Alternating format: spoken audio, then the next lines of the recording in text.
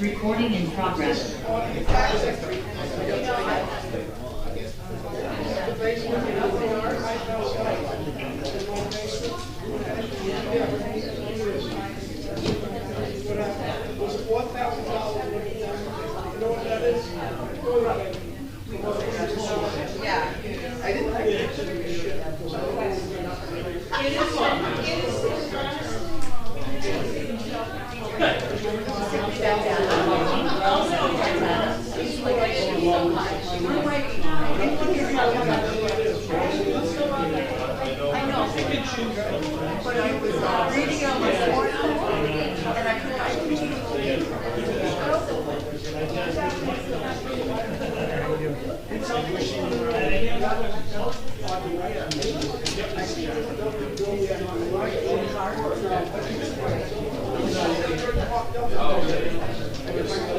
It's on there, just go to the phone.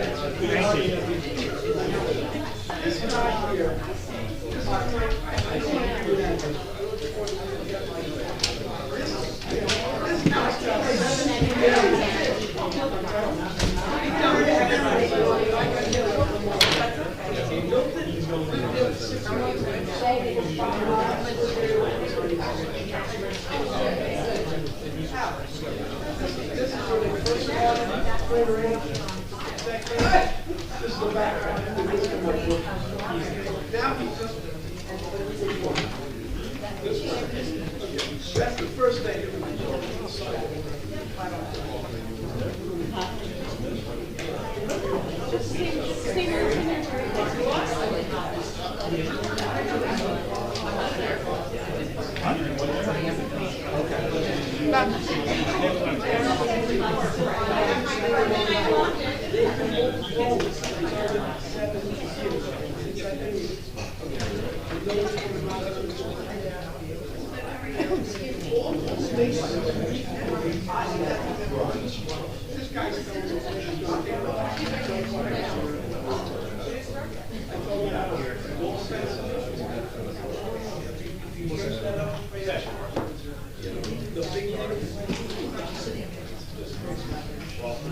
Okay, we can start.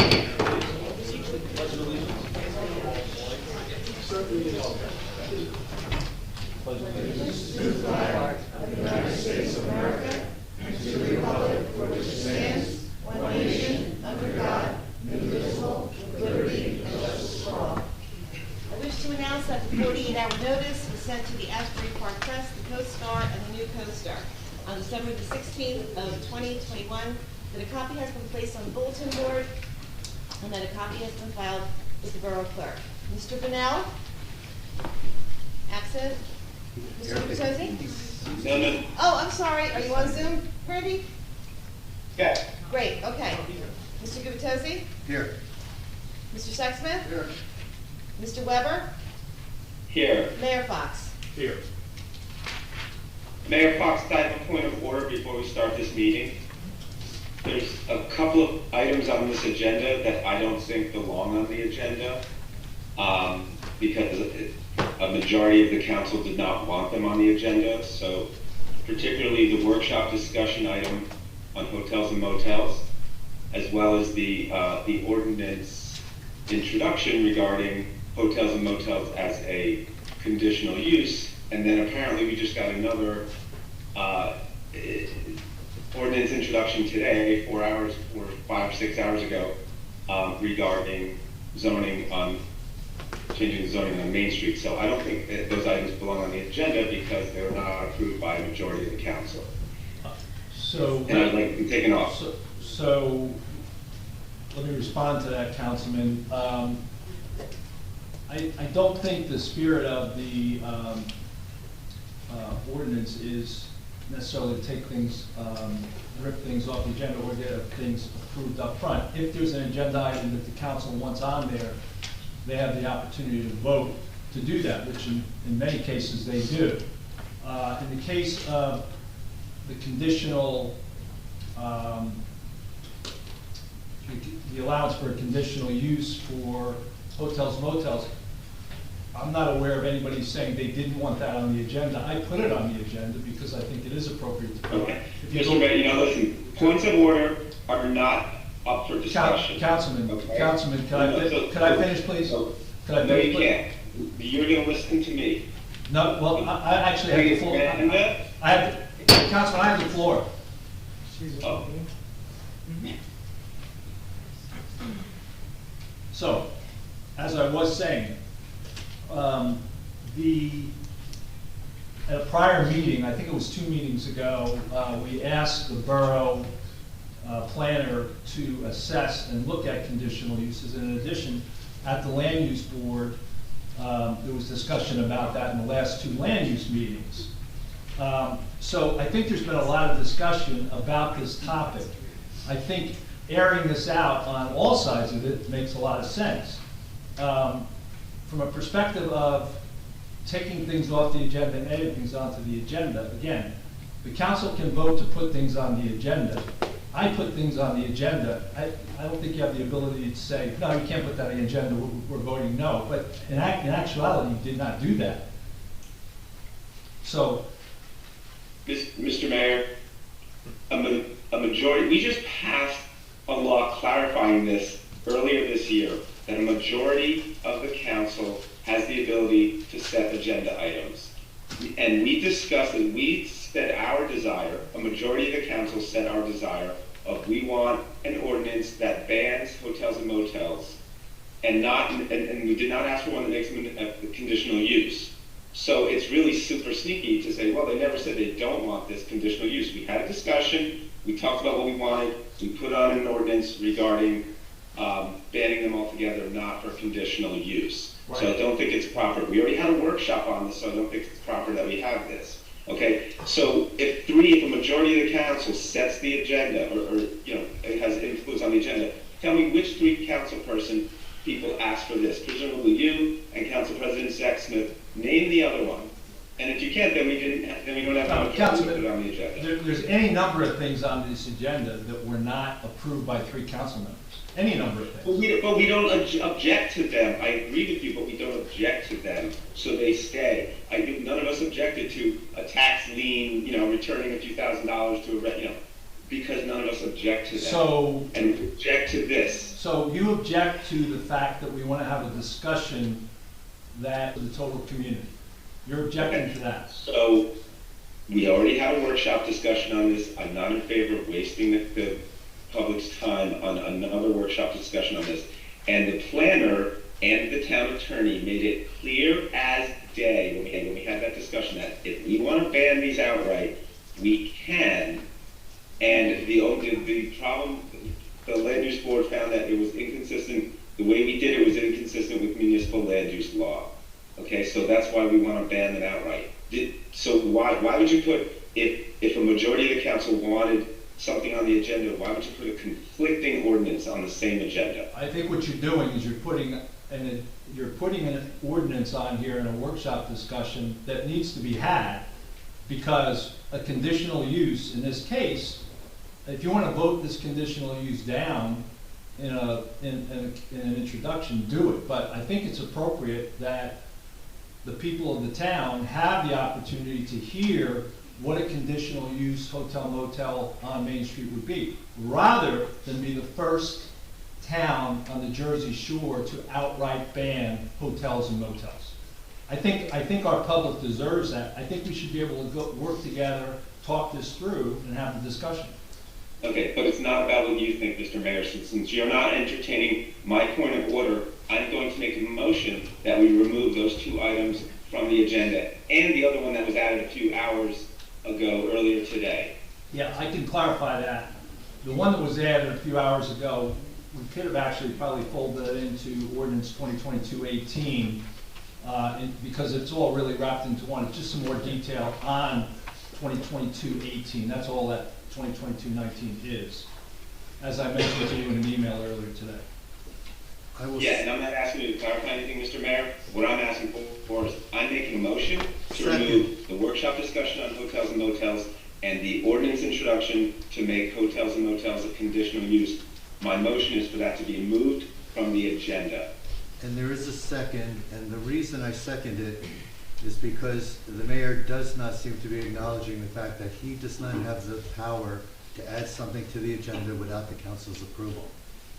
It has nothing to do with the fact that the council's already discussed this at length, the fact that the council has raised significant concerns that the land use board, the question they raised was our inconsistency with MLUL, which our attorney then corrected and provided an update, which is 2022-15. So the fact that unilaterally, Mr. Mayor, that you added these to the agenda is inconsistent with our ordinances.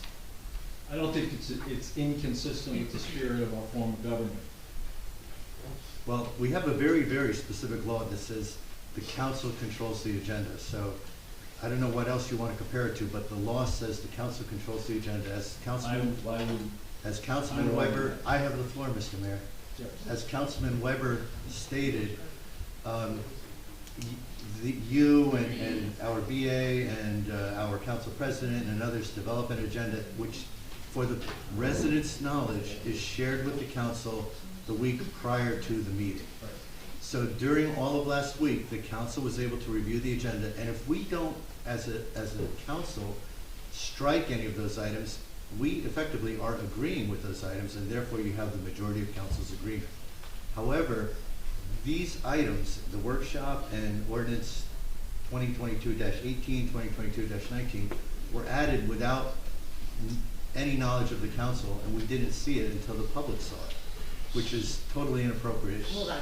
I think that the workshop discussion item and the two ordinances that are up for discussion right now need to be considered separate.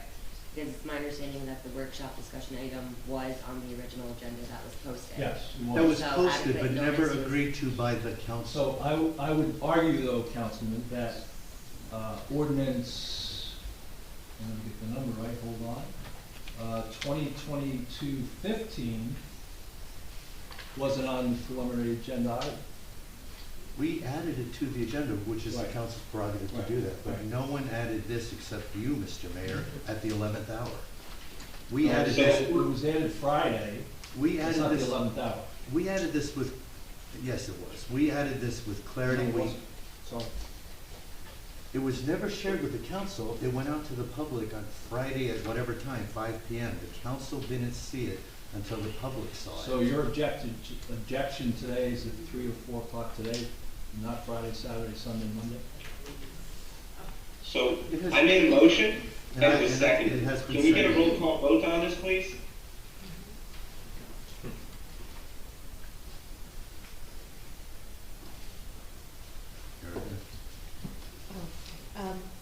Mr. Bennell? Are you We doing already had a separate? workshop on Can this. you do it twice? We vote to remove the Separate items. the workshop item from the ordinances.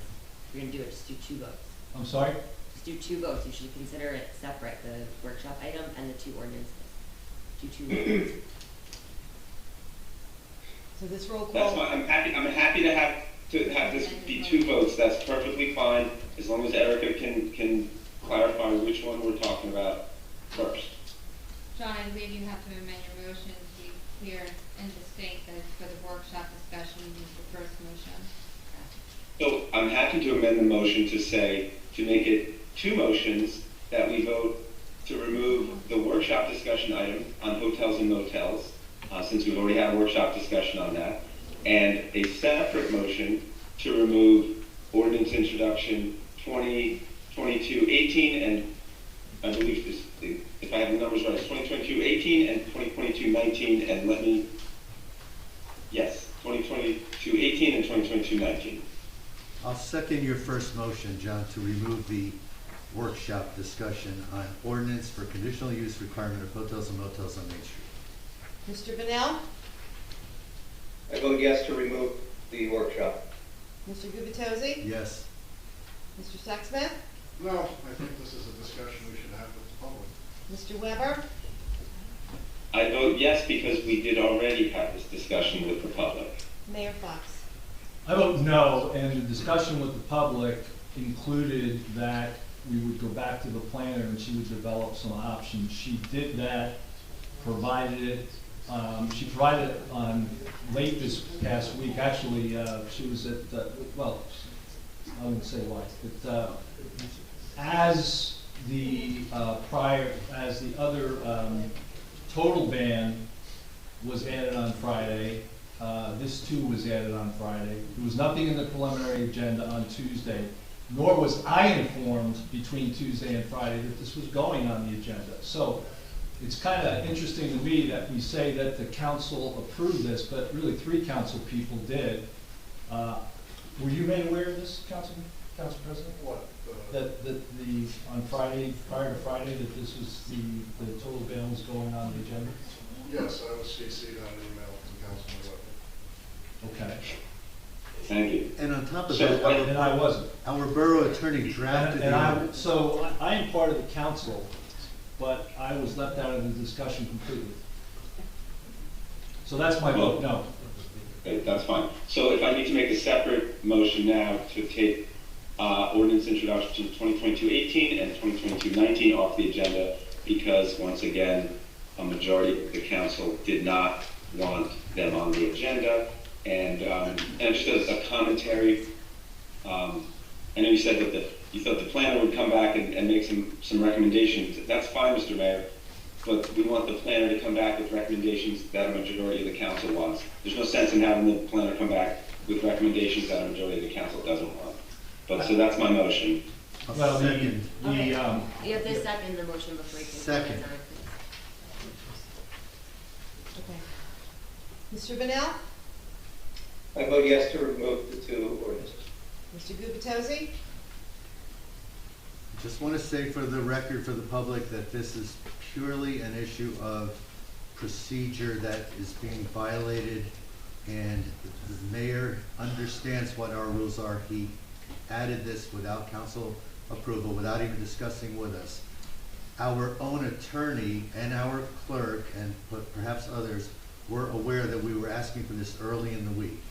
So with that, I vote to remove 2022-18 and 2022-19.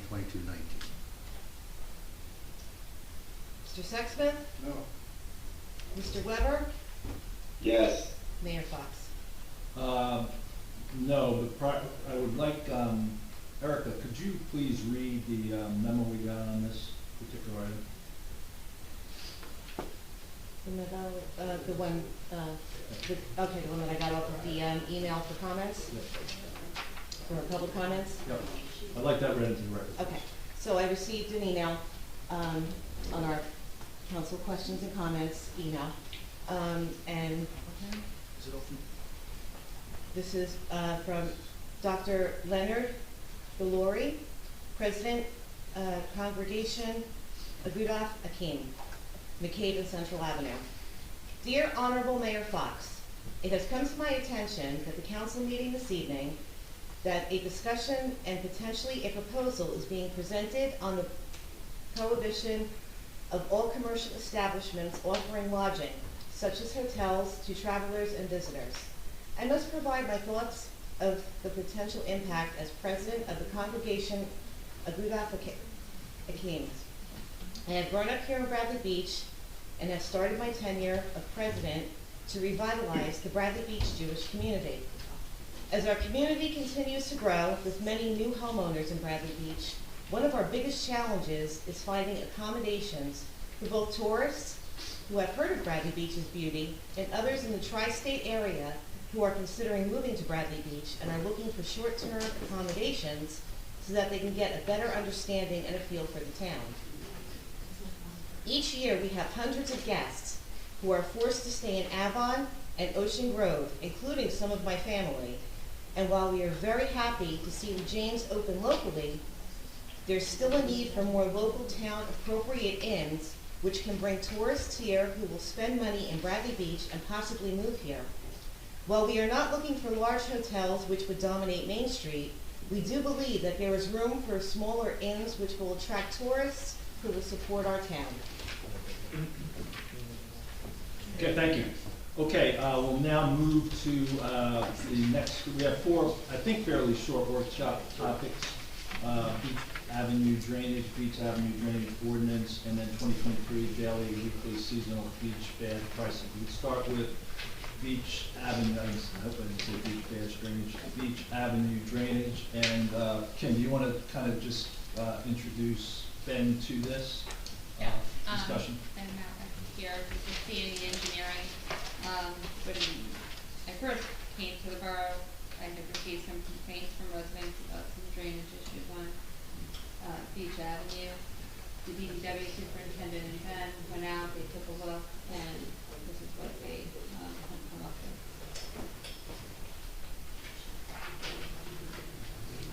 Also, just to note, there was also residents who have actually lost vehicles totaled due to the high water retention in the drainage.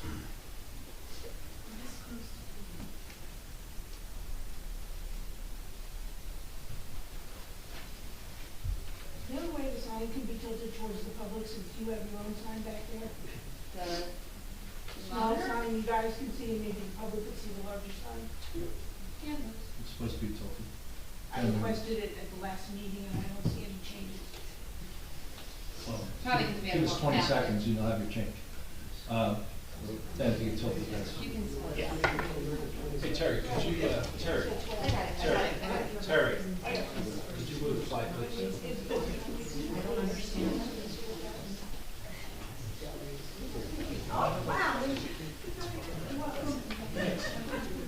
Oh, so much better on the eyes.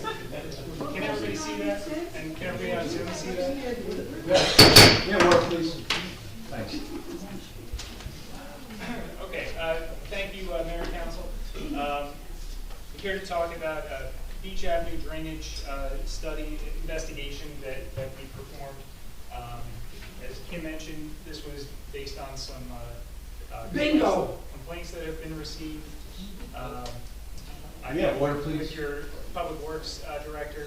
We went and checked out a couple problem areas that have had some historic issues. This is a picture of Beach Avenue and 3rd Avenue. As you can see, the intersection is totally inundated, and we want to try and keep this from happening. So one of the things that we did was,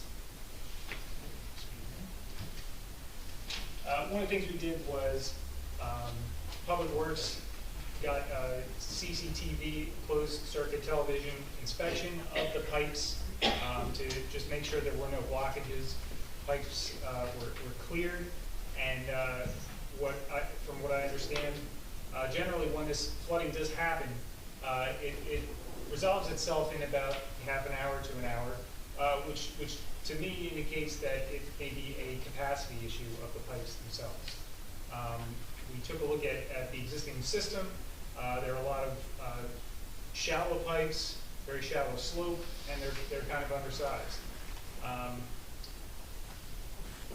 The Second Avenue and Beach Avenue and Third Avenue and Beach Avenue were the areas that were the biggest concern. And some of the issues that we found had to do with the size of the pipes and had to do with the orientation. There's a strange, on Third Avenue, you can sort of see here these dashed lines. The pipes take two 90-degree turns right in the intersection. We think this is part of the problem. So we can clean that up by realigning the pipes, creating better flow through the system, and we also want to look to increase the capacity of the system. To go from a 12-inch pipe that's got very little cover from a pipe to the actual road surface, if we try and double the size of that, it's going to be sticking out of the ground. So what we're going to probably look to do is probably do twin pipes side by side to double the capacity of the system, and that will relieve some of these issues. As I said, increase the size of the pipes or the quantity of pipes, redirecting that flow that we talked about, and that's what we're here to discuss. That's what we've put together some preliminary conceptual plans, and we're looking for the council to help us move forward. That's it. Okay, any council questions? I have some. Yes. Sure. To do this work, would this be independent of this would be something we do immediately as opposed to part of the phases we envision doing over the next few years to upgrade our systems, is that correct?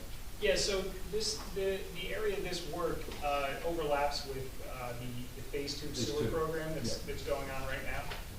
So we want to get this work done now so that when the contractor that's out there now is complete with the sewer work and ready to pave in the spring, this is already completed, and we don't have to go back and rip up the road that's already been paved and then repave it again.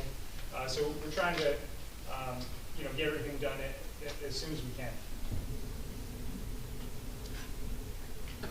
That's it. Any other questions? This may be better for Ms. Humphrey than for you, but there's a resolution further in the back talking about CCTV inspections. Is that for doing the remainder of the storm sewer system? Sanitary. Sanitary system. Yes. Because these drainage issues exist all over the town and are progressively getting worse. I mean, I'm sure it's deeper here because that's a low point in town, but even on Lorraine Avenue, which is a high point, it doesn't take much rain anymore to flood out the entire intersection anymore. Yeah, as I said, it's this area in particular, and really all over town, is very flat. You don't have a lot of hills. There's not a lot of slope in these pipes, right. And they're very shallow. So you don't have very large pipes with a lot of capacity. And over time, as there's more and more development, there's just more and more runoff, and that's how some of these issues get created. And in this particular case, because of the configuration of the pipes, the way that they're kind of laid out, it's even exacerbating this issue. Absolutely, yeah. That's all I have. I have a question. For what amount of rainfall is this being engineered for? To handle how much rainfall, like a rainfall event of how many inches? So currently the system, there are about 26 acres that drains to this system. Currently the system that's in place is not able to handle a 2-year storm event, which is only 3.5 inches over a 24-hour period. Typically, municipal systems are designed for a 25-year storm, which is about 6 inches over a 24-hour period. We're looking to increase this.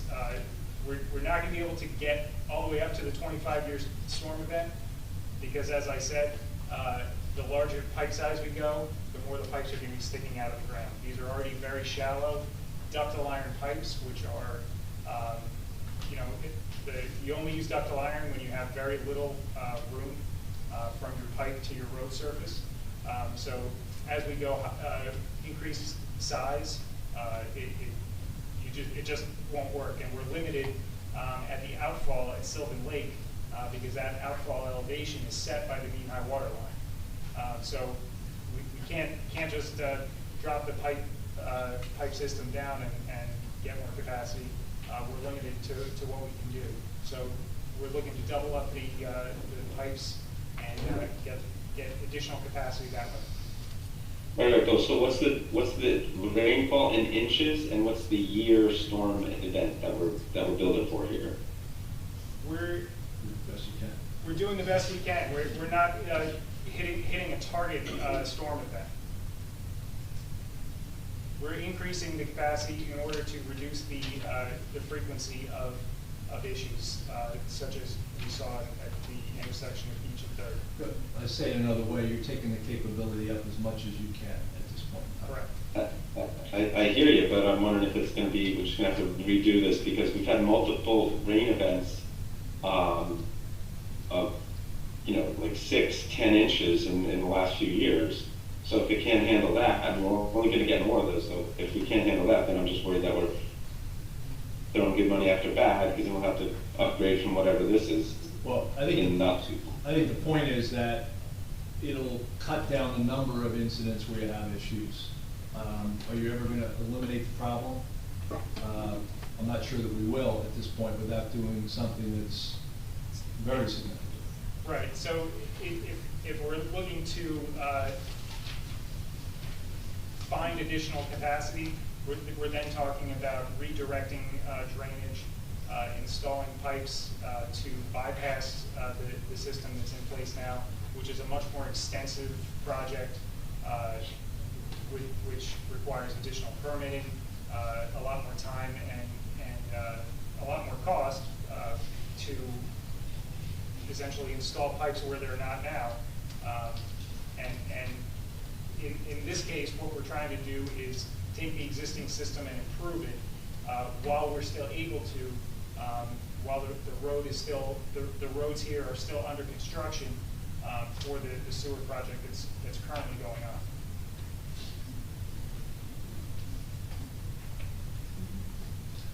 Any other questions? Yeah, Larry, I've got a couple, but there may be more. Yeah. Okay. Somebody else had one. Go ahead, Ray. What is the current slope from the high point to the outfall in Sylvan Lake? And what will be the new proposed slope? The current slope, it varies on the pipes, but it's generally less than 0.5%. If you're What's the outfall? What's the elevation of the outfall? I don't know the exact elevation. It's around probably elevation 1 or 2. How many linear feet of pipe does it take to get from the high point at the construction site to the outfall? It's about 1,000 feet. And what's the invert for the outfall? I don't know. I don't know it off the top of my head, but I know that the slope of the pipe varies because it's not a consistent slope from one point to the end, but it varies between 0.2% to 0.5%. I think, and most of it is around 0.3%. So what's the percent slope that we're increasing it? We're not increasing the slope. We're increasing the number of pipes and increasing the size where we can.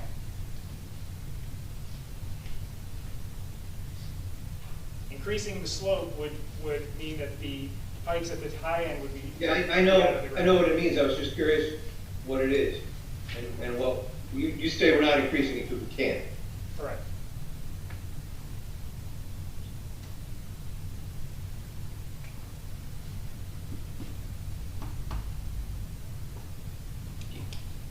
Any other questions? Yeah, a couple financial, these may not be engineering questions, but I'll ask them anyway. We're talking about borrowing over 20-year life, and I guess I was under the impression some of our other sewer enhancements were over a longer period, 30 years, say. Is 20 years the appropriate life across which we should borrow, or could we push that to 30? Anthony, actually, that was prepared by bond counsel. That's what I was gonna say. Bond counsel is the one that determines useful life. We don't have a say over that type of stuff. And so they've already weighed in and given us that number? When they Yes. prepared it, yeah. Okay, because do you know offhand the money we've recently borrowed, the $4.5 million or so for most of phase 2, was that also 20 years? You know? I thought it was leading towards 30, but I remember going back and forth with the bond counsel. Do you remember which it was? I don't remember. I don't remember, because I remember we were going back and forth, and so a building would be able to be 30. The sanitary infrastructure sheet, they usually like to gear to the 20, but I think it might have been the 30 since it was the main. All right. It would be a different funding source, like sanitary sewer, right, it's a different. Okay. The other question, section 7 in the proposed, the draft ordinance references potential grant funding. Do we know at this point in time if there might be any grant funding available? No. There is none, or we don't know? No, I don't know of any grants. This type of project usually there's not a whole lot of grant funding available. There's nothing at this time that I'm aware of. And like stormwater runoff, things like that, if there, so I've seen dollars out there. I'm a liaison to the two. There are, but not for like this type of project.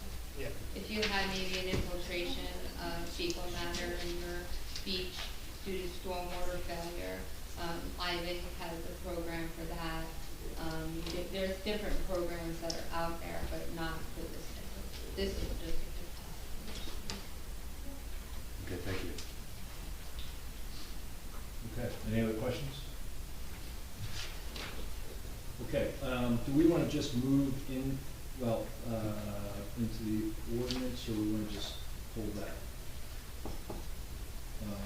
This is on the agenda. I think we wanted to get both on the agenda, so we put that workshop item on as an ordinance, but we have it in the ordinances, so I think we can push it off to the ordinance piece. Let's just do that. And just go to the next item is 2023 daily, weekly, and seasonal beach badge pricing.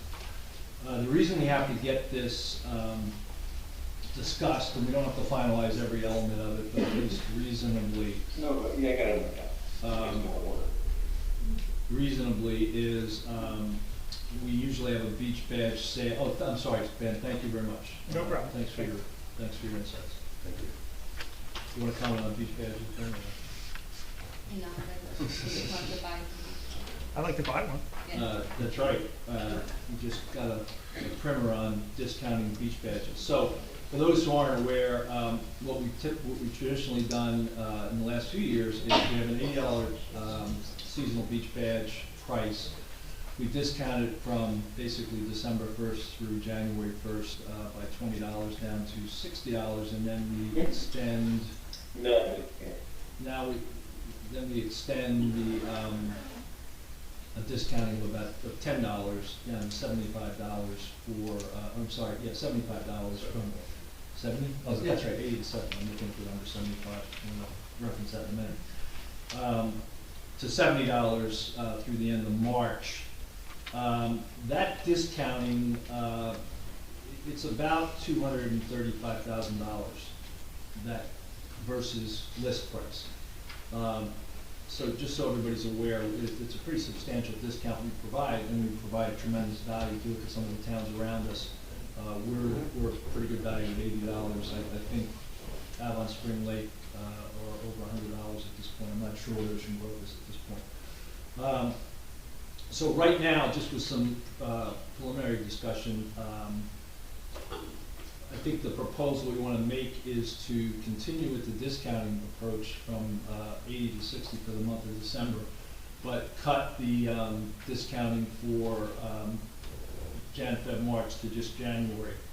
that gives us about a $45,000 push off of this $235,000. So we're discounting more like about $190,000. We don't have all the budget numbers in, and it gives us a little bit of a margin. So that's the proposal that I talked to Anthony a little bit about today. I spent a little bit of time just briefly with Council President Tim Sexsmith on it. We're not in a position where we have to discuss dailies today. Our dailies, though, are $12. We were $13 2 years ago, and for the last 2 years we were $12.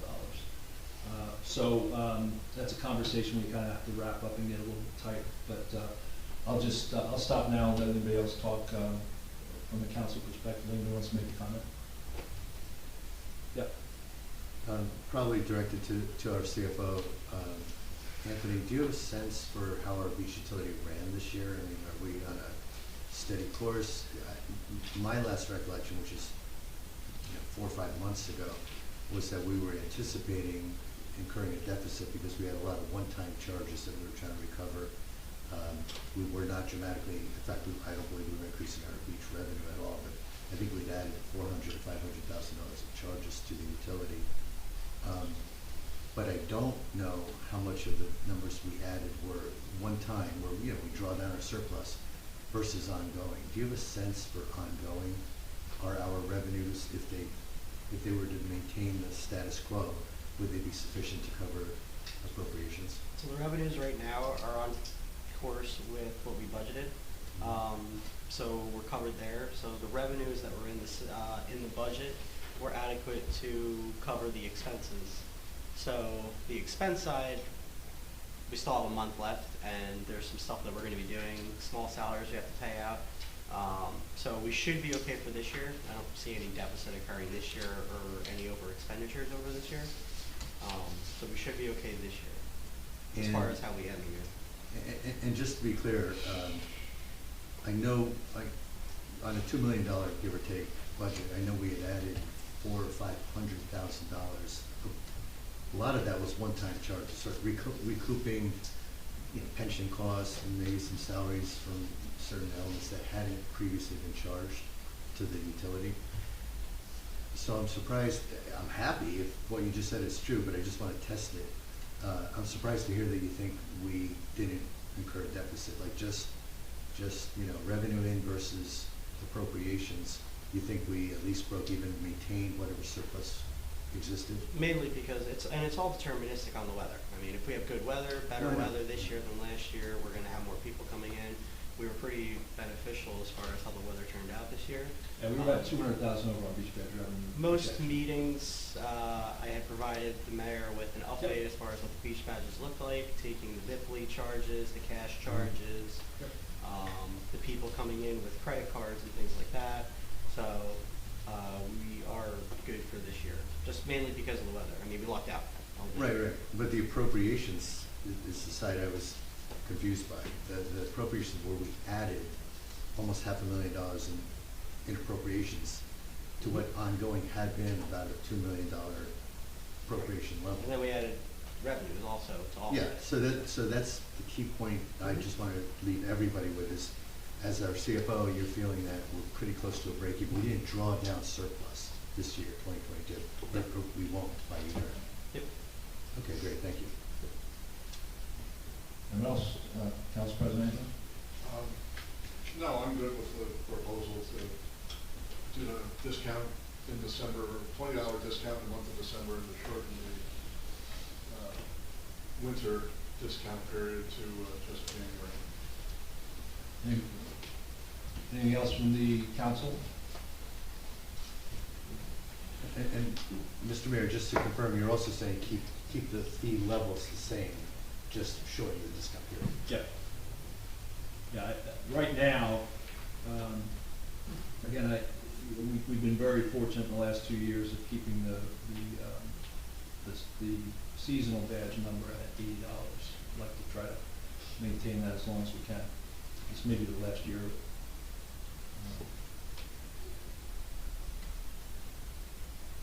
No other comments? Mr. Mayor, is this a topic we can open to the public? Yes, I was just about to.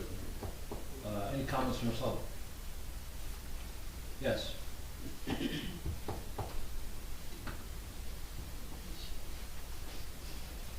Nancy Meadow, Ocean Park Condominiums. Regarding all the workshop items that were discussed this evening, it's not surprising, but it's disappointing. The north end of town and its flooding was not brought up this evening. And maybe we don't have the same disastrous intersections, but I've certainly had a problem since my street was redone in the 90s. That's on the record since then. Regarding the beach badges, again, in the 90s, we used to put them on sale prior to Thanksgiving, so the people that came down to close up their homes and spend Thanksgiving and prior could purchase the badges at a discount. We had lots of personnel changes, and I think that kind of got lost because they were put on the agenda late.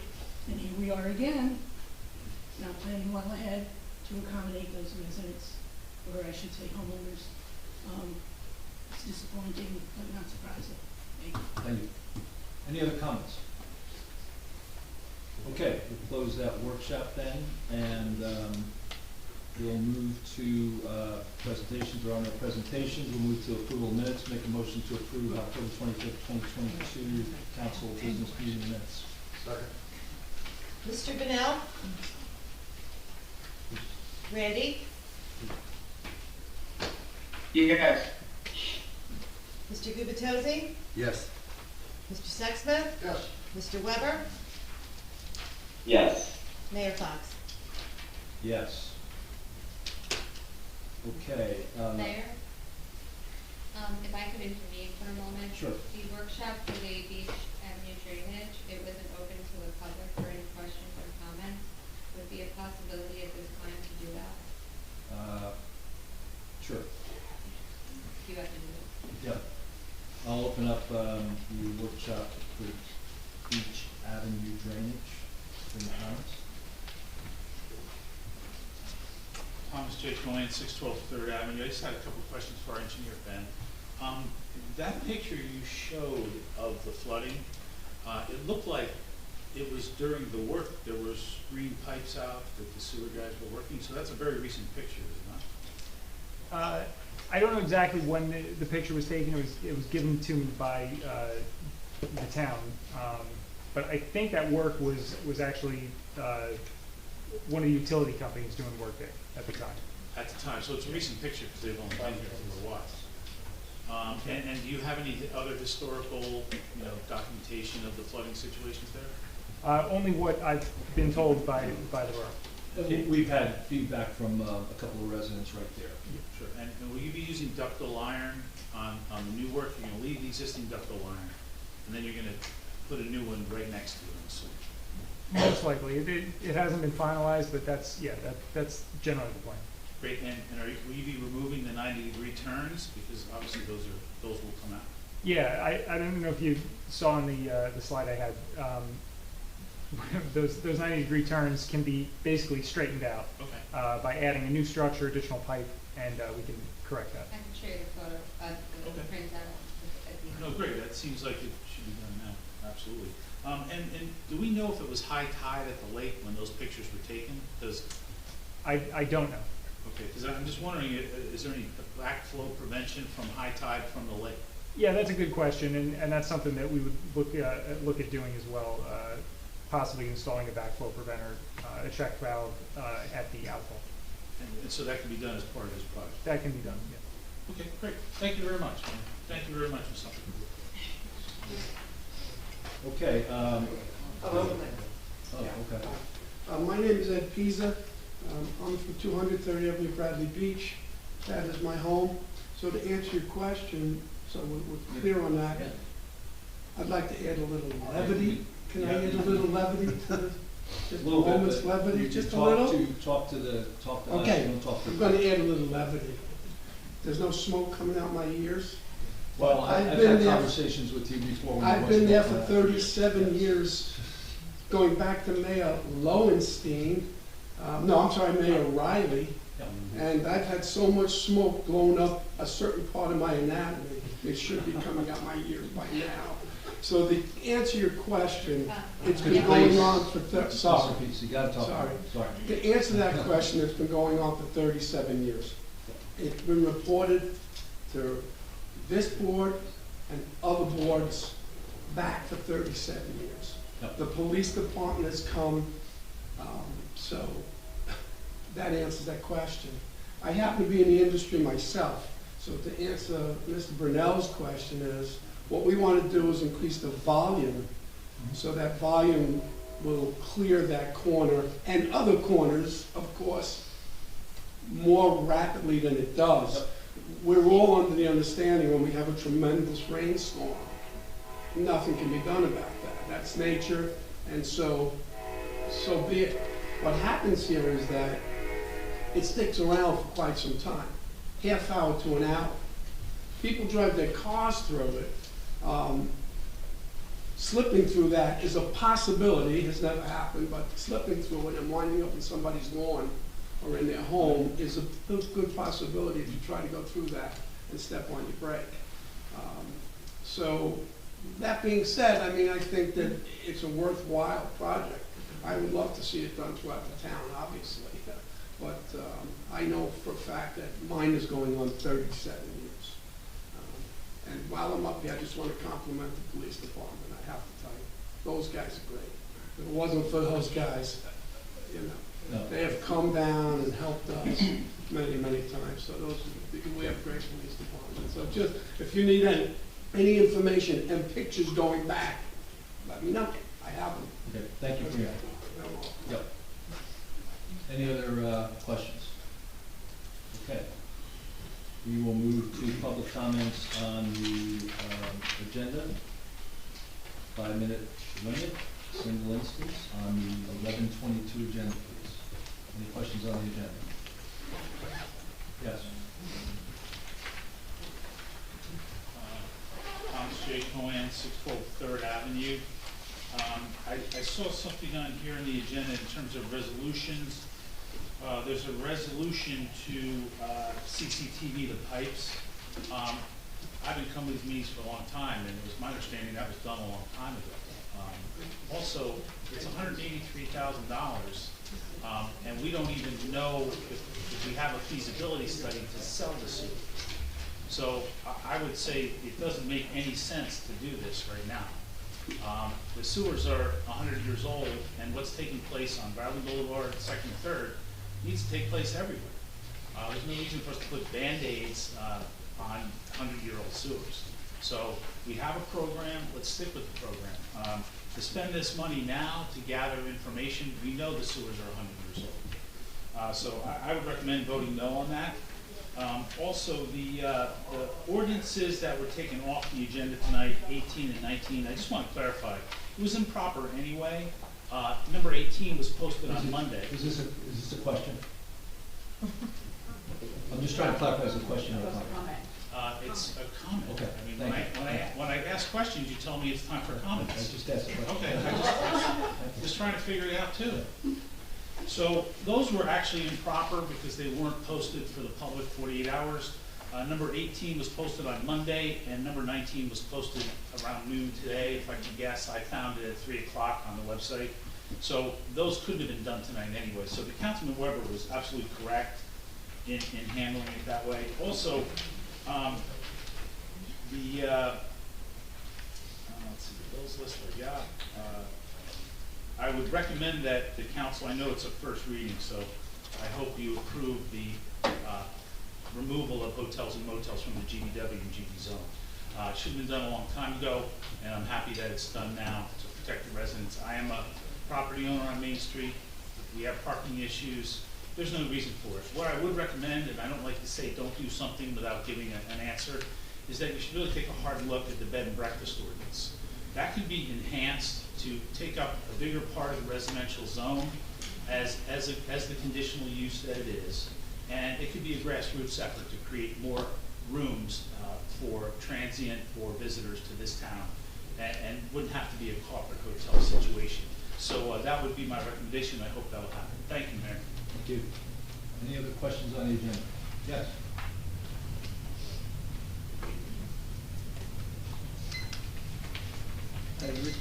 Rich Destin, 603rd Avenue. With regards to the bill list, I had quite a few questions. So, I'm thinking about, I believe, did you not get the responses to those questions, Mr. Deskins? sure, if you let me finish, please, address that. I had so many questions, these are all my tabs here. It was gonna take me longer than 5 minutes just to read them out. So what I did is I went to Plan B and I sent my questions to Kim, our business administrator, and she was awesome in her response. Thank you, Kim. I know it took up a lot of your time just before the meeting, and you did it for me. There's just a couple of things I'd like to highlight on this, just to emphasize the question, why I asked these questions. I don't usually look at them as closely as I did. There's some of the things that stood out to me. It is paying, a couple $1,000s for clothing for our employees. And in one case alone, $620. And I understand OSHA caps that at $800, and these are realistic things that we do.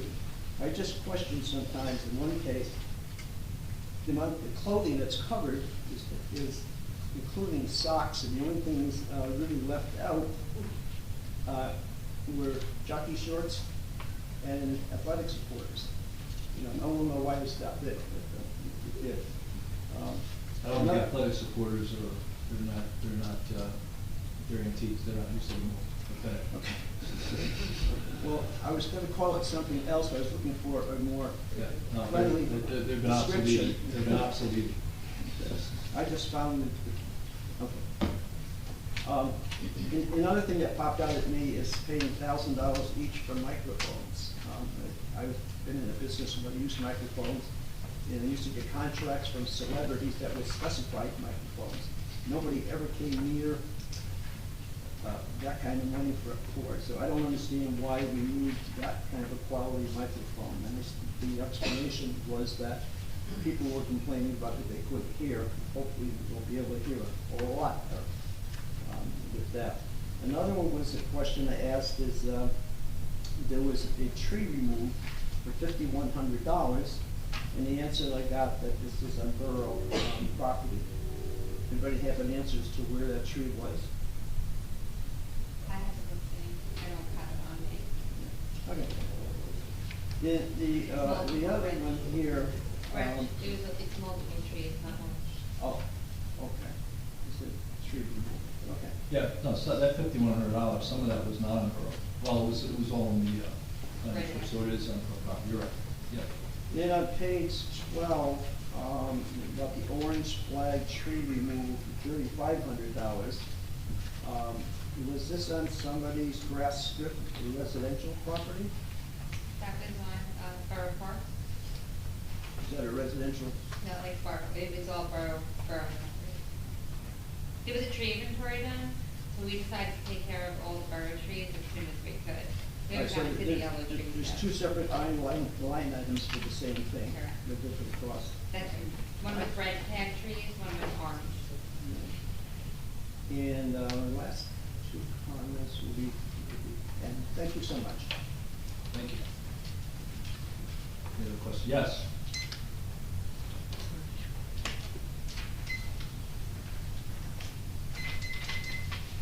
Nancy Meadow, Ocean Park condominiums.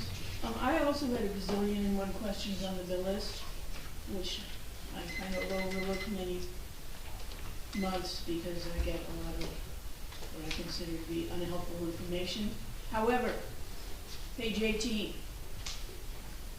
$884 plus for water for the library. This brings to mind several things. First of all, the library has its own funding. Why are we paying for library money? So what page is that?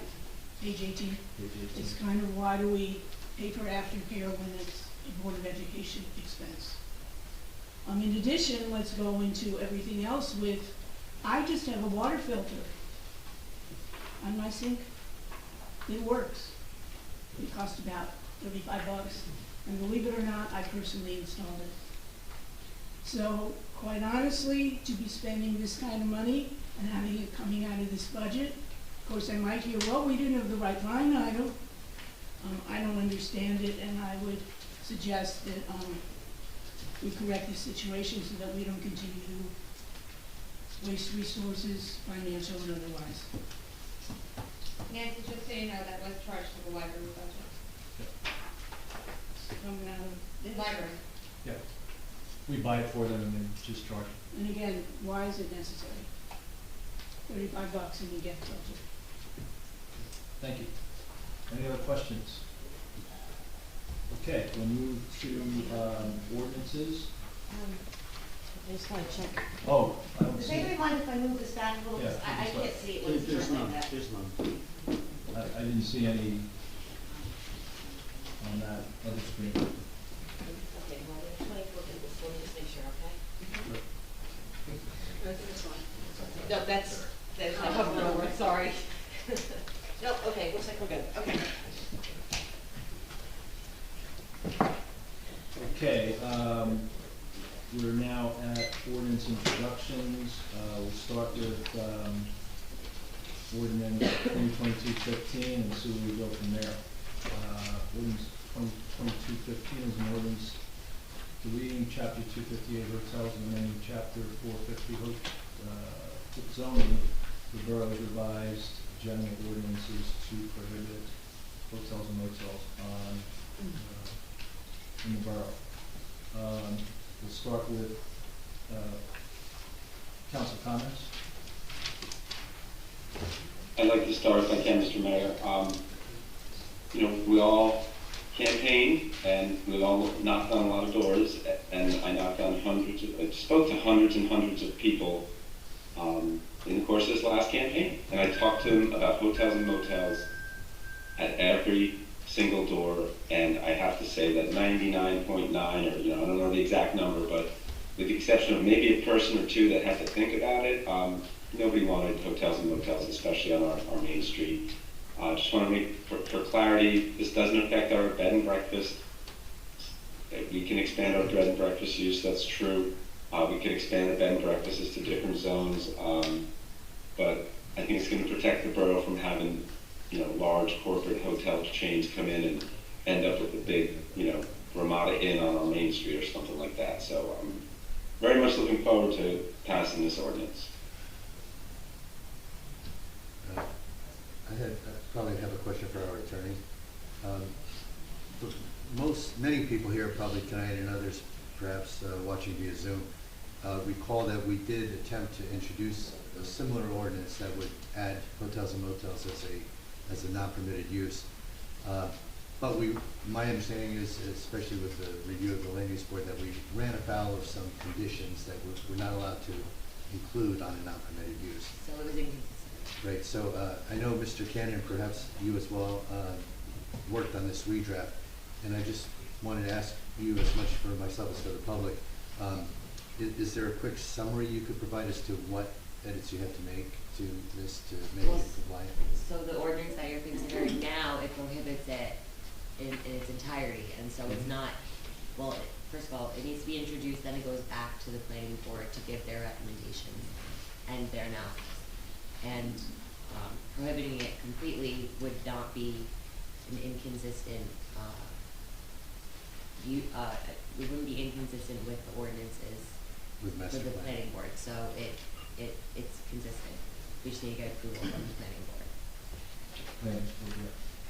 And the one thing that, regarding the conditions that were inconsistent with MLUL, as I understand it,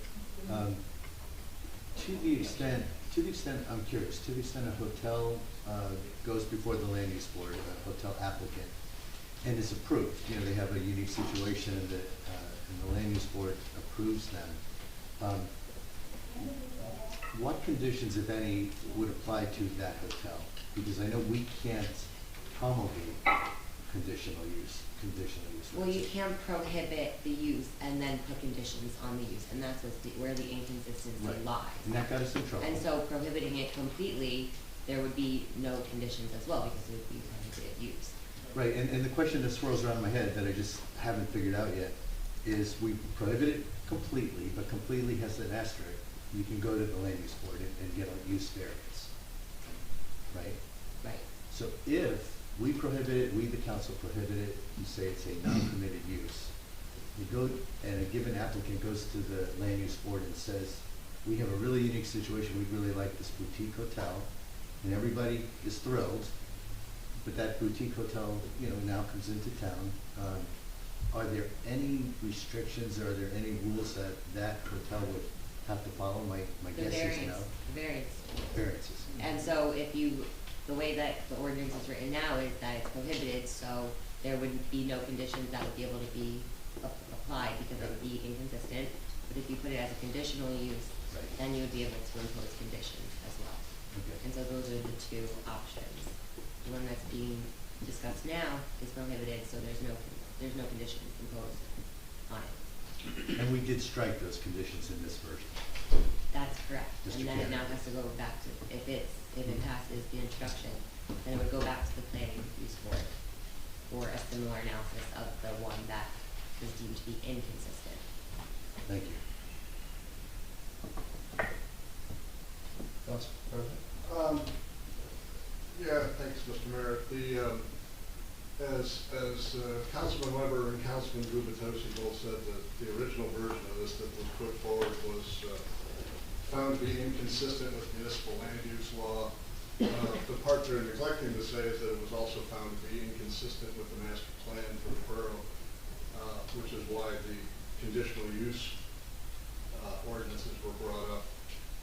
It's just a shame, you know, that we're gonna go in here and it's gonna come back and again be inconsistent with the master plan when we have an option that gives the same net result of banning large hotels, not having to worry about a big hotel coming in and getting a liquor license and having banquet facilities and whatever else.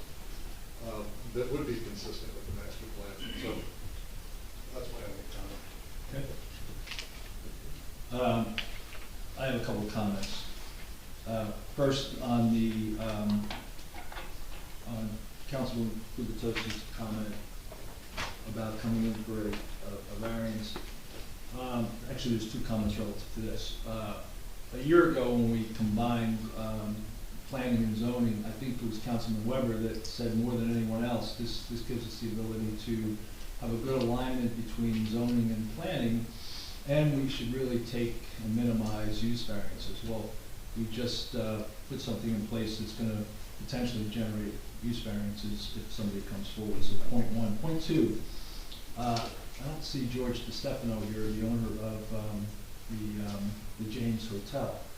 But I would venture to guess if he were driving from Asbury Park down to, let's say, Manasquan, he might just keep going through Bradley Beach if it was a year from now, and you roll back the clock and you didn't purchase the James Hotel, didn't do the renovations he did, because it would be he would have a situation where he might not find this as welcoming as a community. So that's unfortunate.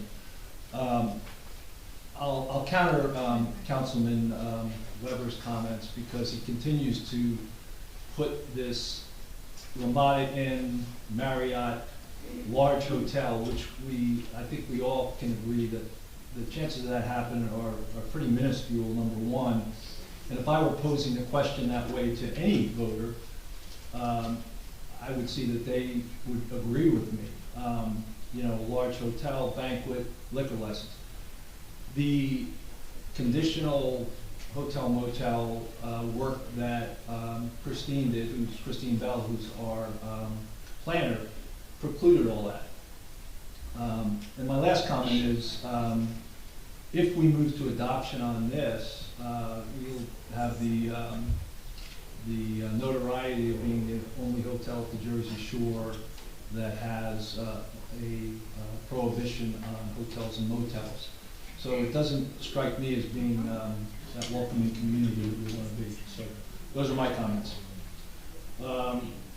So if there are no other comments, I have another comment, Mr. Mayor. I have another comment before the public. Sure. I want to remind everybody that the James is a bed and breakfast. It's under a different definition in our town, and people shouldn't put it in with this hotel discussion. And with the two things that you just said, I used to point out the inconsistency. But on the one hand, you said, well, we're making it so people have to come in for a variance, and it's not terrible. and on the other hand, you said, well, I don't think anyone's really looking to do this anyway, so you can't really have it both ways. I mean, either people are looking to do this and we just made it harder for them, or then you use that as an argument of, well, we shouldn't worry about this because no one's looking to do this. I worry about it because we have the bowling alley. I don't think the bowling alley is swimming in money, and I think because of where that property is, it's next to the train tracks, on the state highway. I think somebody could get that property relatively cheaply, and that does concern me. So I'm happy to be banning this use. I would just like to make one quick comment. Bradley Beach was also the first to introduce beach badges. Great. Okay. Are you taking public comments? No, there's no public comments on it.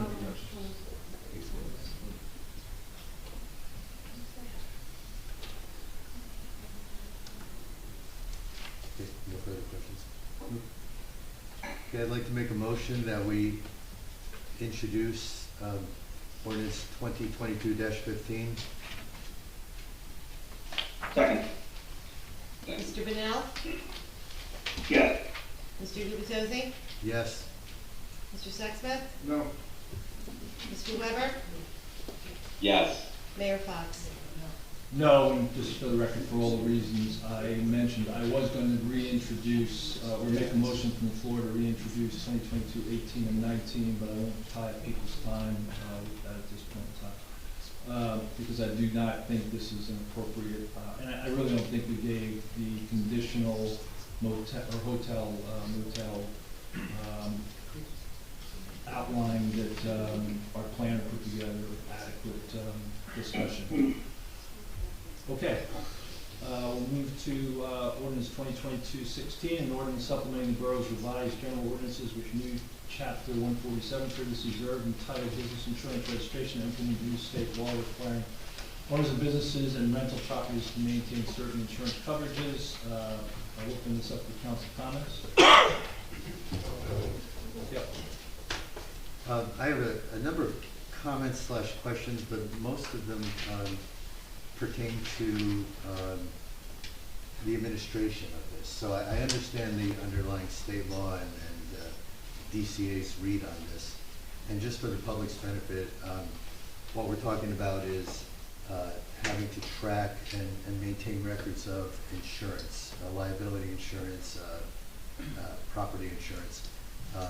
But we have to do this across businesses in town as well as for rental properties, just to make sure that there's $500,000 of property damage insurance and personal liability insurance and so forth.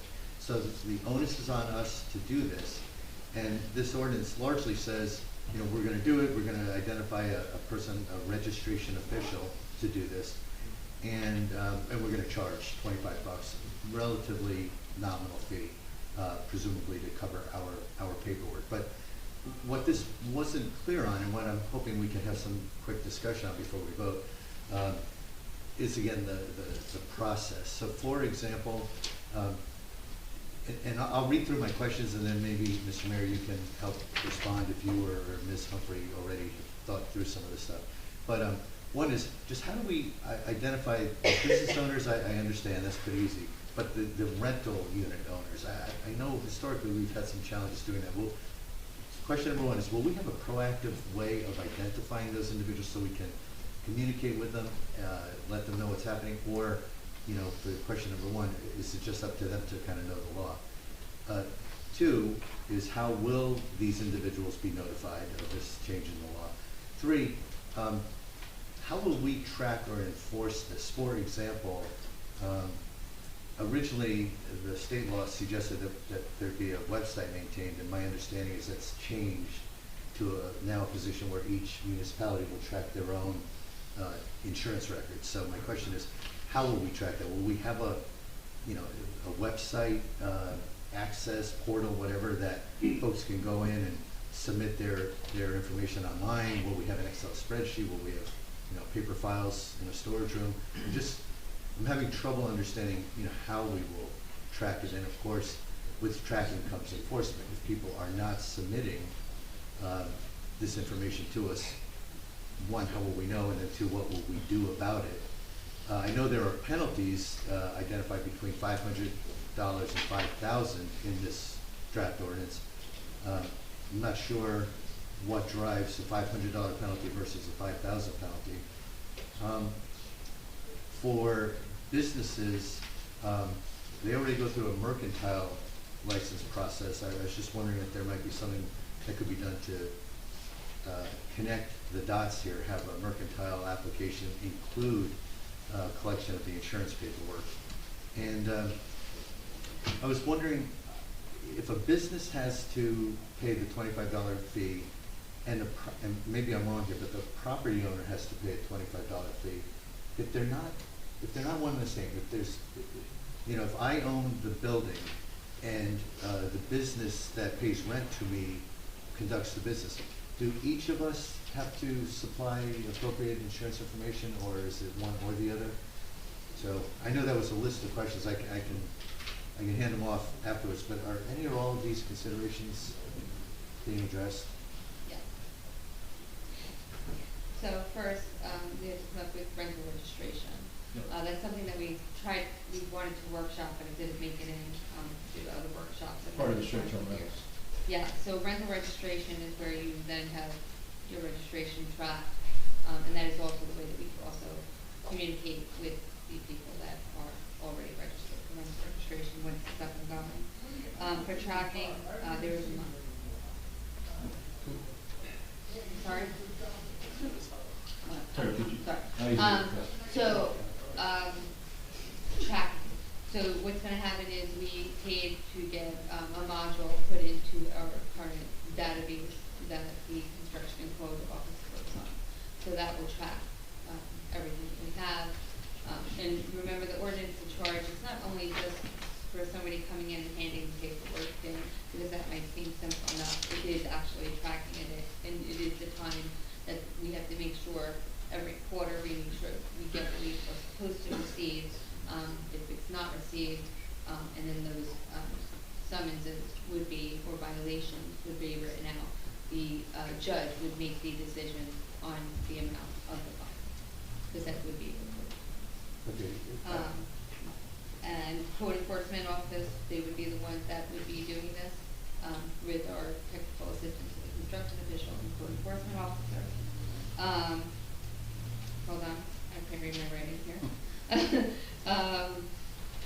Mercantiles are a different thing. Mercantiles are a different ordinance. They are a different area of the borough code.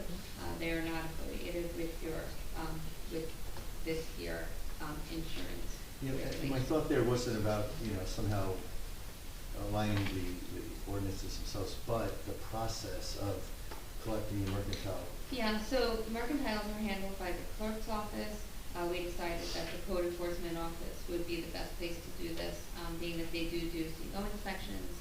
It's just a better process for the borough. So in that regard, the business owner will have to go through two different processes. I was just wondering if there was a way to consolidate it for their benefit. Yeah, I mean, it probably could be that we have both forms together for registration for the beginning of the year. It's just a forms process.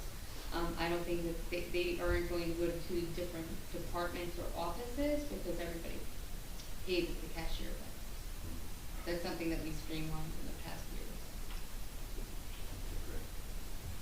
Thank you. Mm-hmm. Okay, any other questions? Okay, if not, I'll make a motion to introduce 2022-16. Sorry. Mr. Vanel?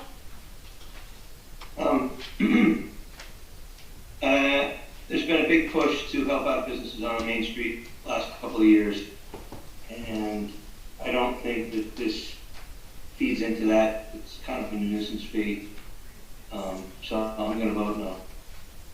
Mr. Gubatose? Well, I kind of agree with what Councilman Vanel just said. I do feel it's a relatively small fee, and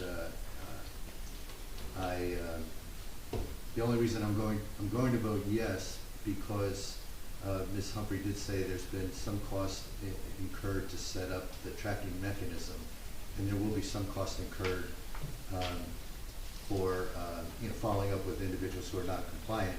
I don't know if $25 is the right amount. I don't know if it's too high or too low, but it seemed, it was, has So it what was. we did was, this actually is, more, the boilerplate that, the municipalities, the New Jersey Managers Association is using in all counties. And the fees were actually, most fees were $50, so we actually lowered the fee. It didn't seem unreasonable to me, so I'm gonna vote yes. I guess my hope is that we'll track this and just make sure that if we feel it's more than we need, that we could reduce this fee. Mr. Sexsmith? Yes. Mr. Weber? Yes. Mayor Fox? Yes. Okay, communication, we have, oh, I thought we got them all. You have one more under introductions. Oh, 17, I'm sorry. Got the bond I'm sorry, I had notes on it, I thought we were, yeah. I'm sorry, 17, bond ordinance 2022-17. The bond ordinance providing for various drainage improvements along Beach Avenue and Bradley Boulevard located in the borough of Bradley Beach.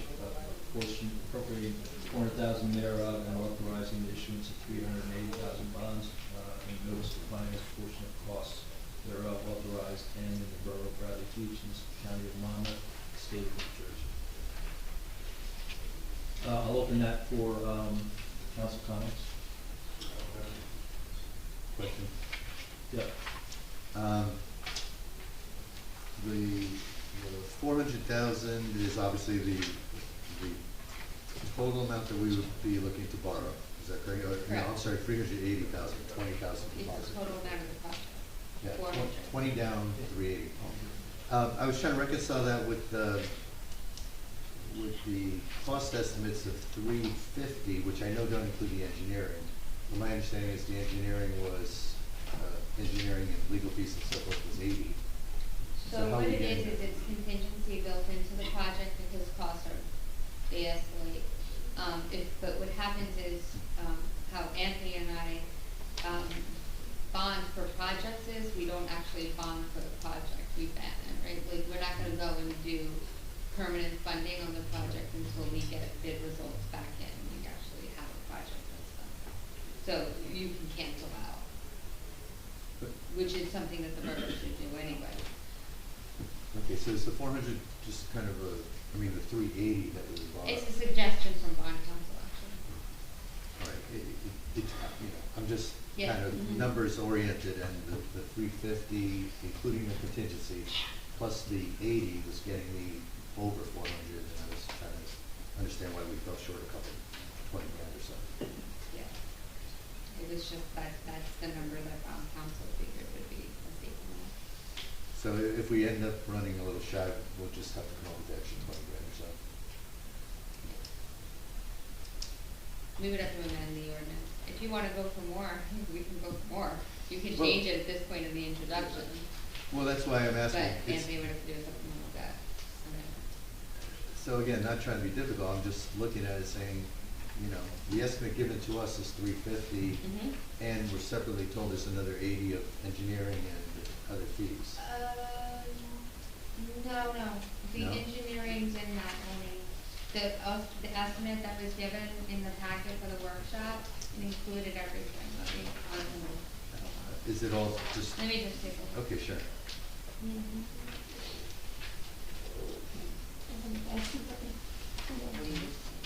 Yeah, so 352 is what it should come out to, including engineering. Now, the engineering, it's not a separate line item then? Because I'm looking at. It is, it's the 15 construction contingency, they put it into that number. It falls into that number on page, if you're looking at this, right? Okay, but that is 45,000, but separately, the ordinance says it's 80,000. Because they have to take the bond council, this is from the engineer, this is from the bond council is recommending these numbers. When they look at these numbers, bond council recommends these numbers.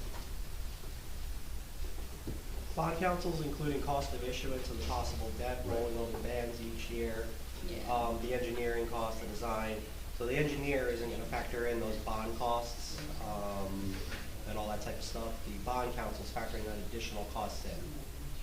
Okay, so the engineers got their costs in here in that 15% contingency. Correct. But they don't have the other costs. Correct.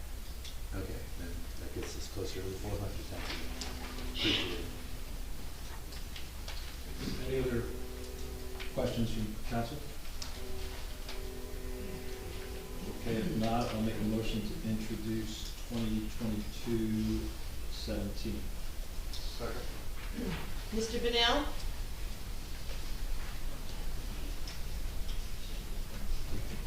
Randy? He's on mute, maybe he doesn't know it. Yes. Mr. Gubatose? Yes. Mr. Sexsmith? Yes. Mr. Weber? Yes. Mayor Fox? Yes.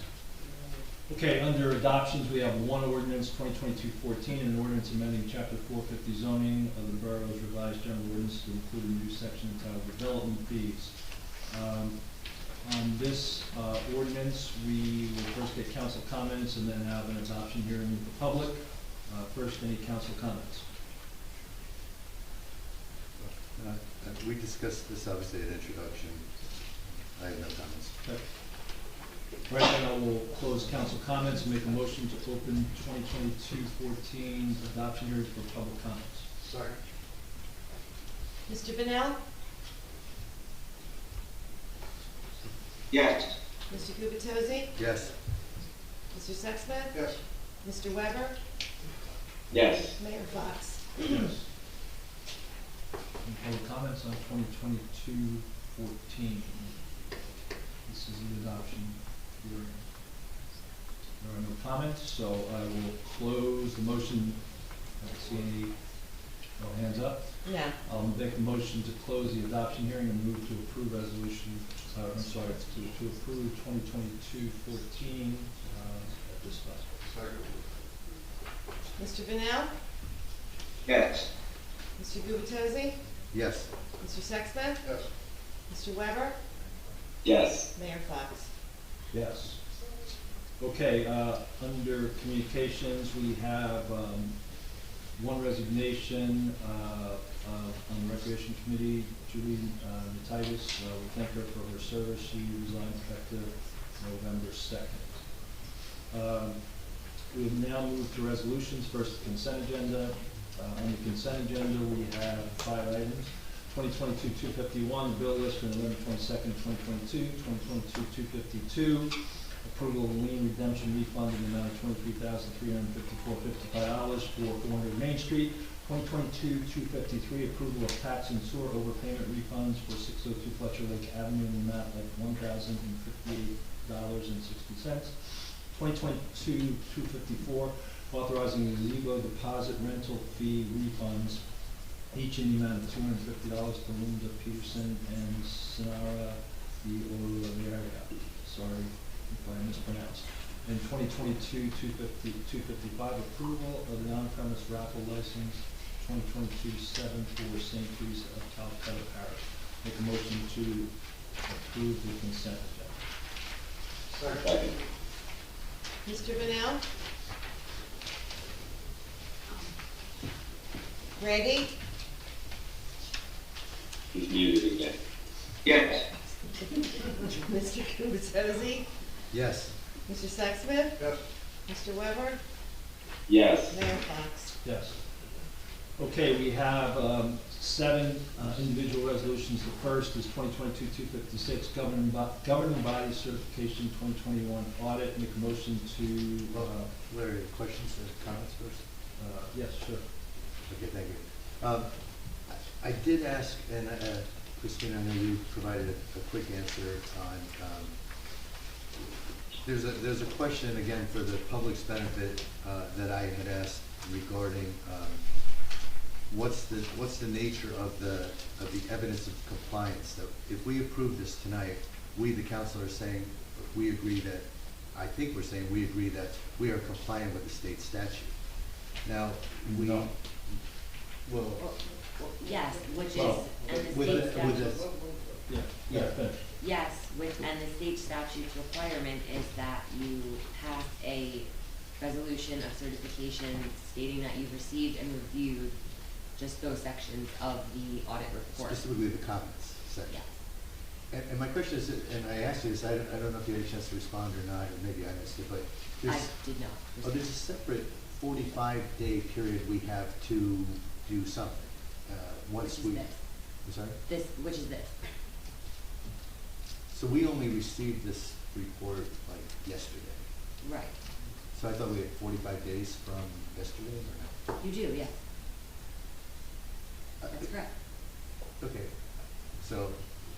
so we don't have to approve this today, then we could approve it in our December meeting, or? You have 45 days, so council's pleasure. Okay. The reason I'm asking this is because I did look at it. If we're talking about just looking at the comments, I looked at them and they seem to be very good to me as an ex-auditor.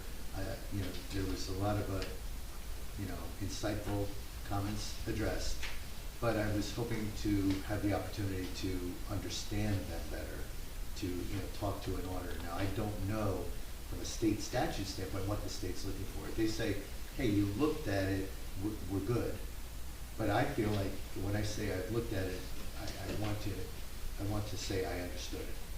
Okay, so the statute's requirement, word for word, is that the governing body have personally reviewed as a minimum those sections. And so it's your interpretation of the word review. Which is about 5 pages or so, I think. Yeah. So it doesn't say that you have to have understood it, so you have to have reviewed it. If you reviewed it, then you met the requirements of the statute. I'm personally inclined to not vote for this.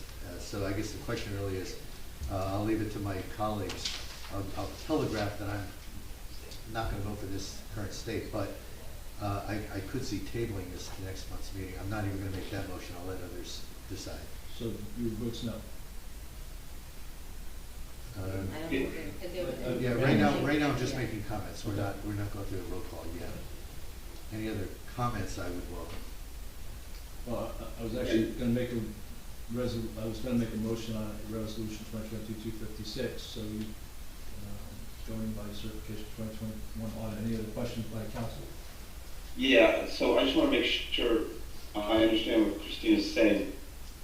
Since we have 45 days to do this, and you just said we can do this at the December meeting, is there any downside to not doing this right now? I mean, it seems like it's probably better to do it, because Councilman Gubitosi's right, we just got this a couple days ago. And I know it's not the whole report, I fully understand, it's not reading the entire, 200-page audit. Excuse me. But, is there any downside to just tabling this, waiting on this, and doing it at the next meeting? Hey, Anthony, you have any comments? The next step in completing the audit is submitting it on FAST, the state's portal.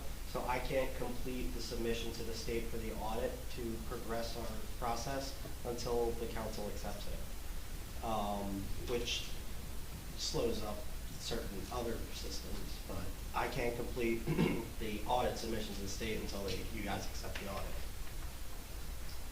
So Anthony, a number of the comments were about controls that needed to be in place that weren't, or some of them were actually recommended a year ago that are not yet implemented, and some of them were, I don't know, payments that were made or in excess of appropriations, but there's no information, there's no detailed information.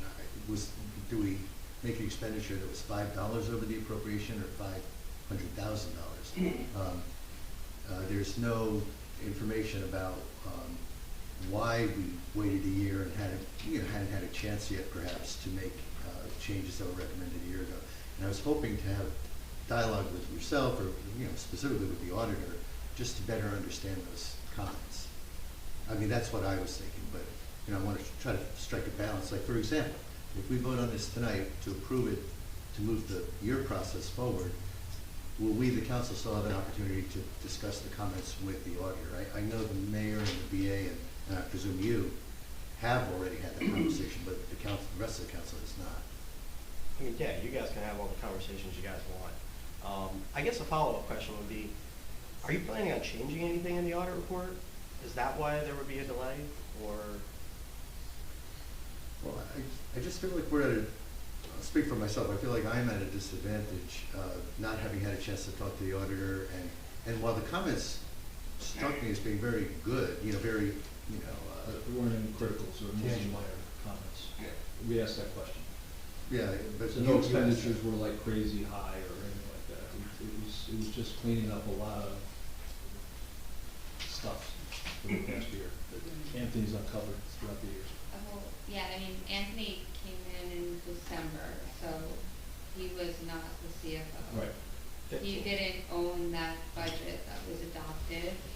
There were departments that were not set up with enough funding, and it was overexpended. Now the difference between maybe a different administration would be that they would allow over expenditures, where Anthony and I know that you cannot have an over expenditure. That's why it's in the audit. It doesn't matter if it's a penny or $10,000. You're not allowed over expenditures. So you'll see in December we'll do a transfer of funds. There were things that I've been through this before. I think the public knows things just were not allocated properly, and sometimes you don't really understand what should be allocated where until it exists before you, and then you can go ahead and reallocate it to the proper area. So those are more or less the things in the audits that were found, which now we live and breathe the budget, so we understand it better for the next year.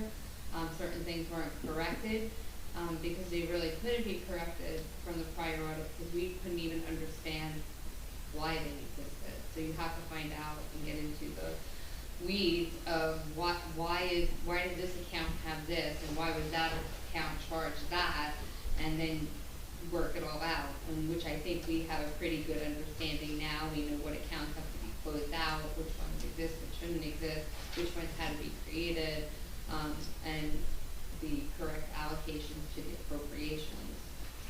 Yeah, Anthony, to answer your question, I'm not sitting here thinking I want to change any of the audit report. My issue is just as a member of the council being asked to approve things. It happens to be, you know, this particular agreement on the audit report.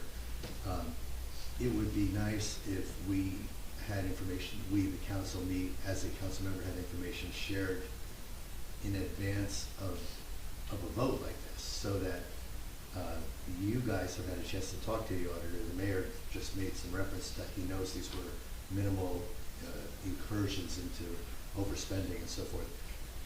Speaking only for myself, I have no insights beyond what I read on the paper. And some of the insights that have been shared with your team, the CFO, the BA, and the mayor, and anyone else that might have been involved. I don't know if Council President Sexsmith was involved, but I was not. And in order for me to vote for this, I'd just like to have more information as to, you know, how these comments were compiled. Yeah, the review we had was, correct me if I'm wrong, Kim, it was Friday. The audit was not ready till Friday. I think I sent it out the next day. So we try, and then the few tweaks, very minor, just a couple of descriptors we asked to have included, were done today, and we sent that out today. So I think anything from Friday to today was really just merely a couple better definitions, like on who's responsible for particular areas. There weren't any numbers changed. So that's unfortunately, I would have liked to have gotten this audit report back earlier. For the audit, I'm sorry, I had to think for a second what it was going to be, because we had to decide on how we wanted to handle it, and it was just a comment saying that the borough declared an emergency that they didn't cancel. Right. And then we had to cancel it in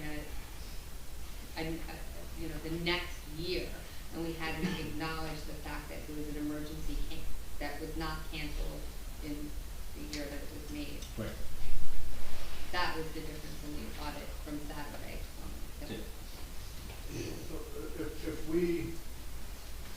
If we vote to table this tonight, does this impact your ability to, for budgeting for next year, getting that process moving? So we can't complete a budget until I submit the audited fast. The state won't even accept it, they won't look at it, they'll completely put it aside. I don't know why we wouldn't affirm that we've received the audits and reviewed the comments, and if there's subsequent questions from there that can be asked. Is the intention to have the auditor here at the December meeting? I think he would answer the questions that we have. Okay, so I'll make a motion to certify the 2021 audit. Sorry. Mr. Bennell? Well, unfortunately, I didn't receive this until about noon on Sunday, and I was deep in the throes of total knee replacement, which happened early Monday. I got home about 2 o'clock today and had all kinds of stuff going on, physical therapy, so I didn't get a chance to review this. And as I'm looking at this resolution, it says the members of the governing body have personally reviewed as a minimum the annual report of audit and specifically the sections of the annual audit entitled comments and recommendations. Now, in my little pea brain, in order for me to understand the comments, I have to do at least a summary review of the whole report. And even if I wasn't in the hospital for 36 hours, it probably wouldn't have happened. It's kind of frustrating to me because the date on the audit that I received is November 3rd, but I didn't get it till the 20th. So I'm going to have to abstain. Okay. Mr. Kubitozzi? I mean, I do have an email from you, Mr. Mayor, saying preliminary draft audit report of November 3rd, 2022. So the fact that, you know, we got this over the weekend and really got the final draft yesterday, I'm going to vote no. Yeah, I can tell you that we had the review for this audit on Friday. We did not see a document until Friday. I didn't see a document until Friday. That's correct. So the date may have been just something that Mr. Oliver can change. He's what? So I can comment on the November 3rd date. So keep in mind, I had 10 years of audit experience with municipalities. So the November 3rd date represents when Mr. Oliver completed his internal review of the documents. That's when he gained an assurance of all the balances, that they were not materially misstated. So November 3rd isn't when it was submitted to you guys, it's just that Oliver's internal date as far as when he gained a safe assurance for him to protect his license as far as what he felt was adequate and materially not misstated. So it has nothing to do when you guys got it, it's completely on his side. Right, because we had to also wait for our legal representation letter as well. Yeah. So when was this submitted to the borough? I'm curious. Last week, like I think it was like Friday. So you had the meeting on Friday as well? Yeah. Yeah. Yeah.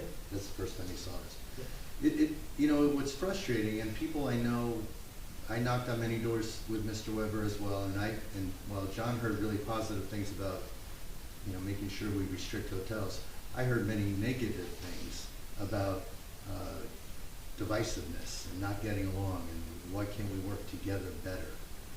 And the biggest challenge I have is we, the council, tend to get information very, very late in the process, if at all. And at some point, it may appear to be divisive to our residents, and I apologize for that. But at some point, you know, we have to share information more openly and more clearly. I will take you all at your word that this was delivered on Friday, and I'll change my vote to yes. But there's got to be better sharing of information with the council. You can't ask us to vote on things, giving us information the day before or 2 days before. And we talk about communicating things 48 hours in advance to the public, and Mr. Cohen consistently reminds us all of that requirement. But there are times where the council sees things at the same time as the public, or sometimes after the 48-hour period has commenced. And we just have to be better working together so that we all have enough advance time to review these things. Eric, I am voting yes. Mr. Sexsmith? Yes. Mr. Weber? Yes. Mayor Fox? Yes. Okay. Resolution 2022-257, establishing the seasonal lease prices and sale dates for 2023. Make a motion to approve 2023. So the prices are $80. Regular price for the adult is $80. For senior and junior is $35. The first discount is $60 from November 30th through December 30th. Then it's $70 from January 3rd through January 31st, correct? Okay, I just wanted to make sure we got those Tim, changes. can you just repeat that for me? I'm Oh, sorry. he hasn't written that. Good, thank you, okay. Sorry, I just wanted to make sure My that. apologies, I didn't have a copy of the resolution, that's my fault. Thank you very much, Tim. Motion to approve. Yep. Sorry about that. 2022-257. Sorry. Okay, Mr. Bennell? Randy? Randy? Yes. Okay. Yep. Mr. Gubatose? Yes. Mr. Sexsmith? Yes. Mr. Weber? Yes. Mayor Fox? Yes. 2022-258, approval of the 2023 SCAT agreement. Make a motion to approve 2022-258, excuse me. Sorry. Mr. Bennell? Yes. Mr. Gubatose? Yes. Mr. Sexsmith? Yes. Mr. Weber? Yes. Mayor Fox? Yes. 2022-259, resolution authorizing window contracts. Make a motion to approve 2022-258. Mr. Mayor, I have some questions on this. I don't understand this at all. I don't understand what the work was, what happened in these contracts, and why are we approving them this way? I just felt like there's not a lot of information along with this, so maybe our borough administrator Yep. has. some Yeah, we answers. approved the same one, last November. What this is it's a contract that has now met pay to play. Anything over $17,500, but below the bid threshold of $43,999, it needs to have a window contract saying, yes, we know that we spent over the quote threshold, and now we're into pay to play, but we didn't meet the bid threshold. But it's really on my part as the purchasing agent. I get the EEOC paperwork from the companies and get all that required paperwork. But there's 3 different contractors listed. These are the What- 3 what- contractors that aren't either state contract co-op, bidded vendors, or met by some other type of RFP that we spent over that amount. And what did they do for that amount of money? That's what I'm saying. It's Well, not- that doesn't really, that's not what this vote is for. This vote is just saying that we spent between that amount of money for the vendor. So these are just regular borough vendors that we use on a regular basis, and they just hit the dollar threshold. We're not questioning their services in this resolution. Okay, well, is it some kind of secret? And if it's not, can we just No, tell yeah, everybody what this is for? yes, we paved, with the Mountain Paving Group, a couple alleyways. Mazda Recycling is our recycling vendor, and Tony, Sanchez it's a, vehicle outfitter of some sort. Okay, thanks so much. And Okay. this is an aggregate of under 44,000, it's not each under 44. Correct. I would then have to bid it out if it was aggregate. Okay, again, make a motion to approve 2022-259, resolution authorizing window contracts. Sorry. Mr. Bennell? I'll vote yes, and I would just request that next time we have a better description, because it doesn't sound like this has anything to do with windows. That's the state name for it. I can't change it. I know, I'm just saying, All right. you know, it's a little confusing when I see window contracts and I'm going, okay, where are people's windows? Mr. Gubatose? Yes. Mr. Sexsmith? Yes. Mr. Weber? Yes. Mayor Fox? Yes. 2022-260, approval of membership participation in the Buy Board National Purchasing Cooperative Program. Make a motion to approve 2022-260. Second. Mr. Bennell? Yes. Mr. Gubatose? Yes. Mr. Sexsmith? Yes. Mr. Weber? Yes. Mayor Fox? Yes. 2022-262, resolution in response to, 261. oh, I'm sorry, I skipped 261, CCTV. Authorizing CCTV pipeline rehab services through National Water Main Cleaning Mr. Mayor, Company. I have a question on this one before we. Could I finish reading? I'm afraid you're gonna make a motion.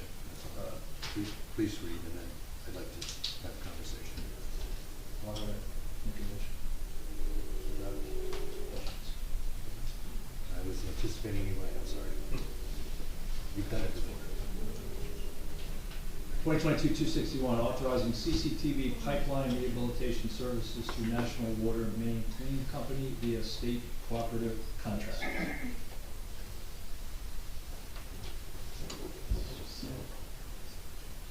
Question? Yes.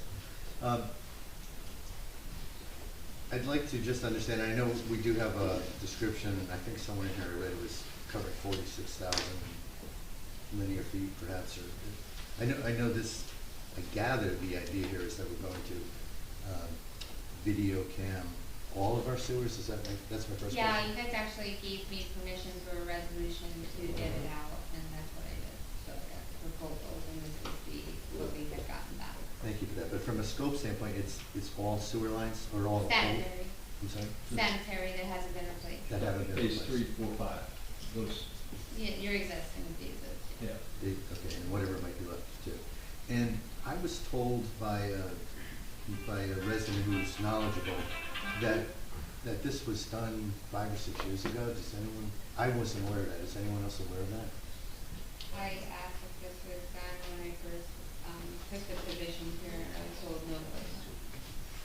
So that, I mean, that's a potentially significant issue, if it was done 5 or 6 years ago, or could it have changed dramatically? Actually, if I maybe ask somebody that might be in the audience that might know, they're probably the person that would know. Jerry, do you know if he videoed the entire sanitary line for the No, we did not. The last look into the sanitary sewers went back to my predecessors in 2010. When we came on board, we felt it wasn't necessary because we knew that the system's 100 years old and has to be replaced anyway. So we felt like, why spend any of that money on that service when we know we're going to come in and we're going to replace it all? And that's the approach we took with phase 1, phase 2, and I think the borough should continue that. Okay, so did you just, as an engineer, say that we should continue with phase 3, 4, and 5, but not do this? Well, I've always recommended you guys continue with the plan. You know, the fact that, you know, I'm not sure the nature of the TVing, maybe it's to find out worst areas to address them first, that could be. And in that case, there could be some value to it. But to just go ahead and TV 100-year-old system when you know it's got to get replaced, I'm not sure that there's a lot of benefit. There was other issues as well. Was it on Second Avenue or Kim? Second Avenue or A lot of Yeah, there's laterals that went. the laterals that went all the way across, you know, under the First, Second Avenue, underneath the median, not having, you know, sewer put in where we thought sewer was, right? So that's true through the whole system. Yeah, right, yeah. Yep. There's laterals that you didn't know existed, you know, that's what. So when they TV this, they're gonna find all kinds of lateral connections that have been taken away and replaced. So the value is less and less as it gets older and older. Unless you have a specific area in need that you're looking at. That could be. I don't know.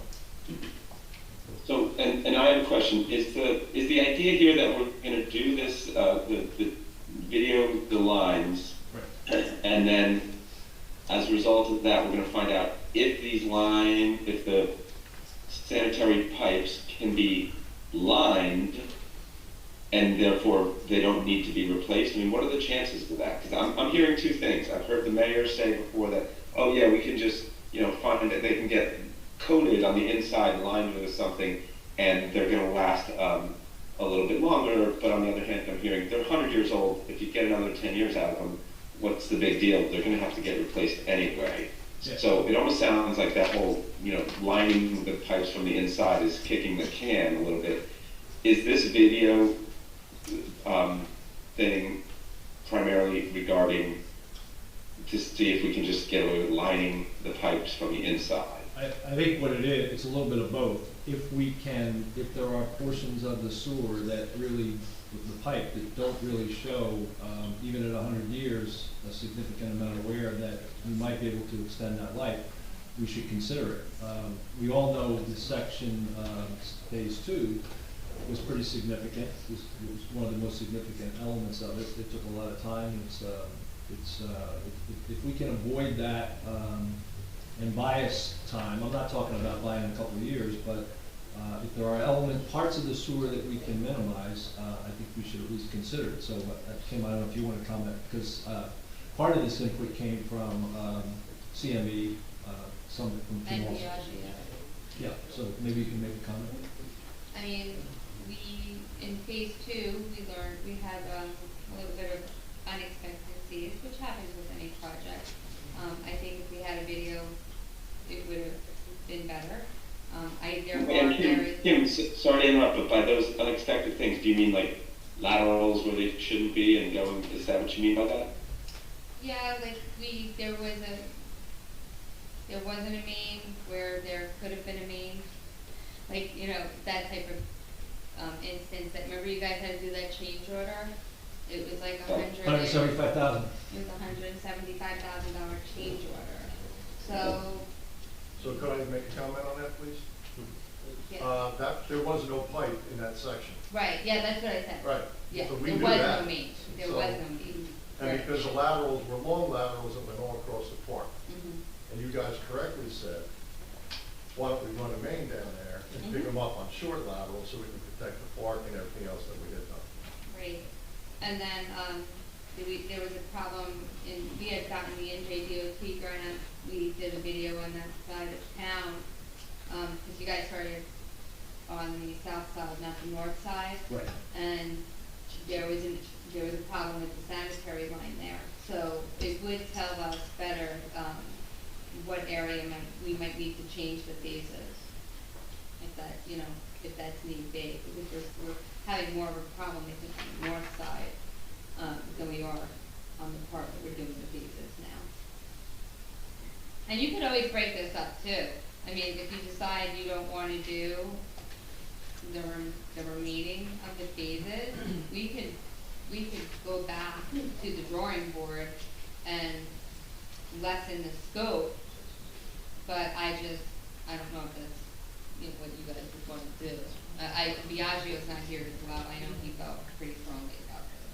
So your recommendation is to move forward? I would.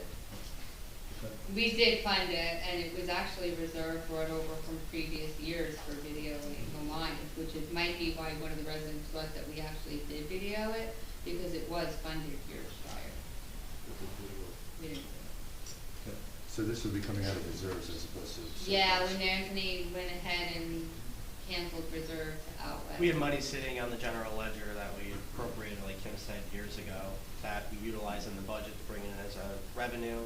So it was money we just had sitting there that we're able Yeah, to use. it was in the reserve, so it doesn't count towards like a surplus or anything else.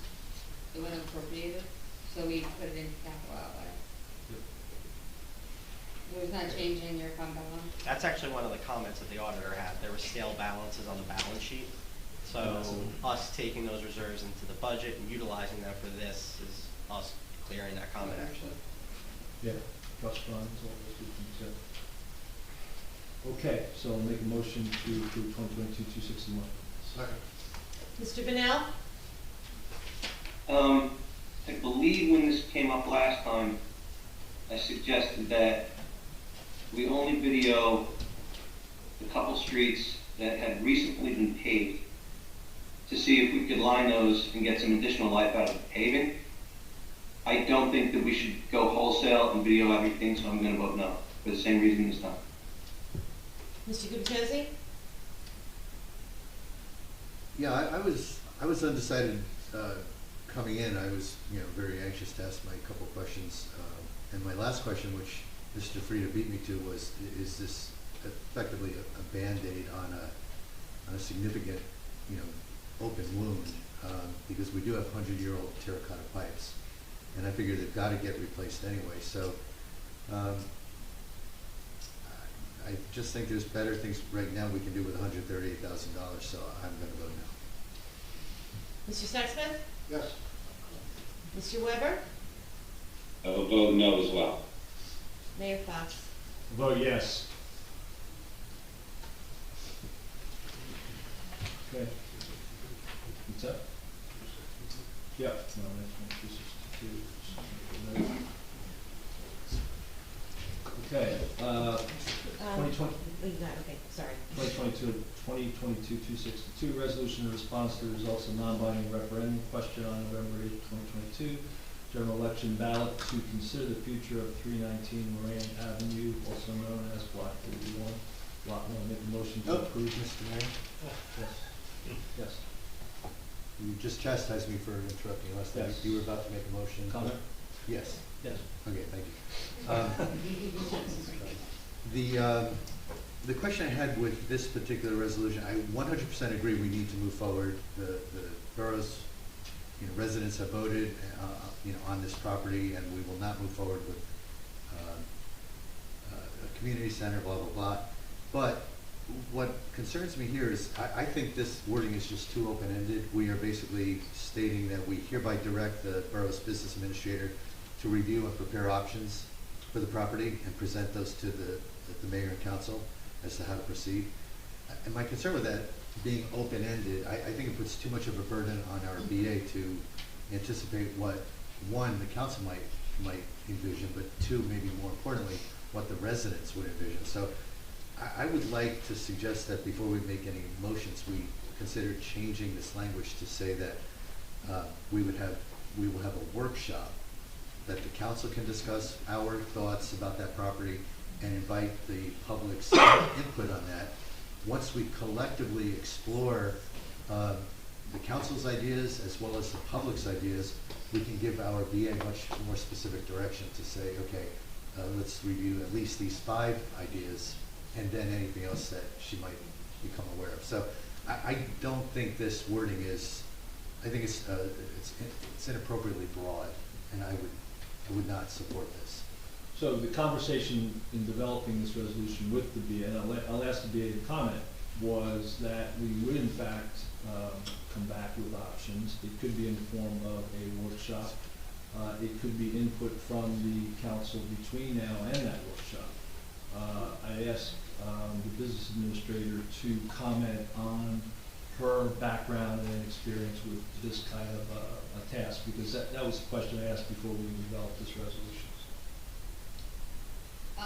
Well, I imagine what is warranted with this resolution is that you would be tasking me with coming to mayor and council with the different options, whether it's auctioning, bidding, which we go back to auctioning, about subdivision, different types of development plans, and then at that point you would decide, do you want to workshop it or do you want to move forward with the resolution? No, Up to you guys. No, I agree with the way you just described it, and honestly, that's why I thought it was too broad a task to ask you. I thought we should give you better direction before you pursue that. So given what you just heard from myself and herself, is this adequate? I'd like. I mean, it's better before. Yeah, but I'd like the public to weigh in. What if the public? Well, again, this is just my opinion on this. I guess I'm telegraphing how I plan to vote if we don't change the wording. But I would like there to be open discussion with the public. Public says, I like this. I'd rather, I don't know, subdivide the property, demolish the building. This should just get tabled then, because this is a Well, totally that's- different. that's Have the workshop and then further refine, is that what you're saying? All with the goal of giving our BA more direction. Understood. That's how I would make it. Kim, what's your specific experience with this? I mean, do you see, Well, I've taken multiple different types of property and have brought it forward to mayor and council about the different options.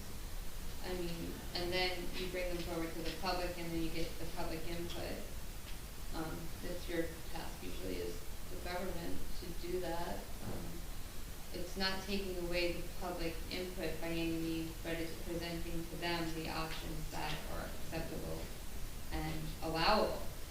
Because there's certain things that you can and can't do with publicly owned property. It's not the same as private. Just the same as if I was here when you bought the property, I would have suggested a different route on inspections and such. Like, I think that I think that's what you were wanting out of this, is just, I come forward with all the different options, so we have a meaningful workshop.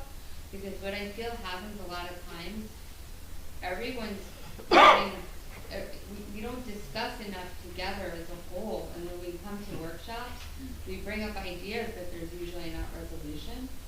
And I think the best way to have resolution is by having all the information before we even bring it to the public, so everyone can make an informed decision. And that's my expectation of what you would do. Yeah. I mean, usually it's That not is your job. resolution having you do that, but I would do whatever you want to do. I don't know if others have comments, but that's, again, I feel like we Yeah. have better direction with the public's input. My comment on this is that if you think about this process, that when I got involved in February of 2021, and the amount of input we've gotten to get to where we are, I think, I think we've kind of got to a point where the resolution was voted on, not the resolution, I'm sorry, the referendum, and it mirrored pretty closely to what the survey results were, which was, again, to inform and let people know what was happening. This is a different phase of it, but I think to Kim's point, it's a phase that has to have some structure to it, and that structure should be, I think, somebody with her appropriate experience. So I'm comfortable with this as it is. My expectation is you're going to come back with the expertise you bring to the table and give us those options, and subsequently workshop it with the public. That's my input.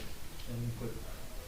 I think that's, there's only a limited set of options of what we can do with this piece of property.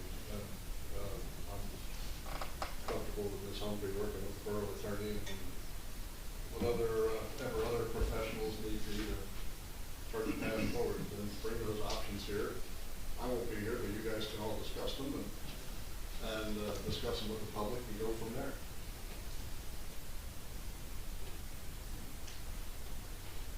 Okay, no other input? So I'll make a motion to approve 2022-262.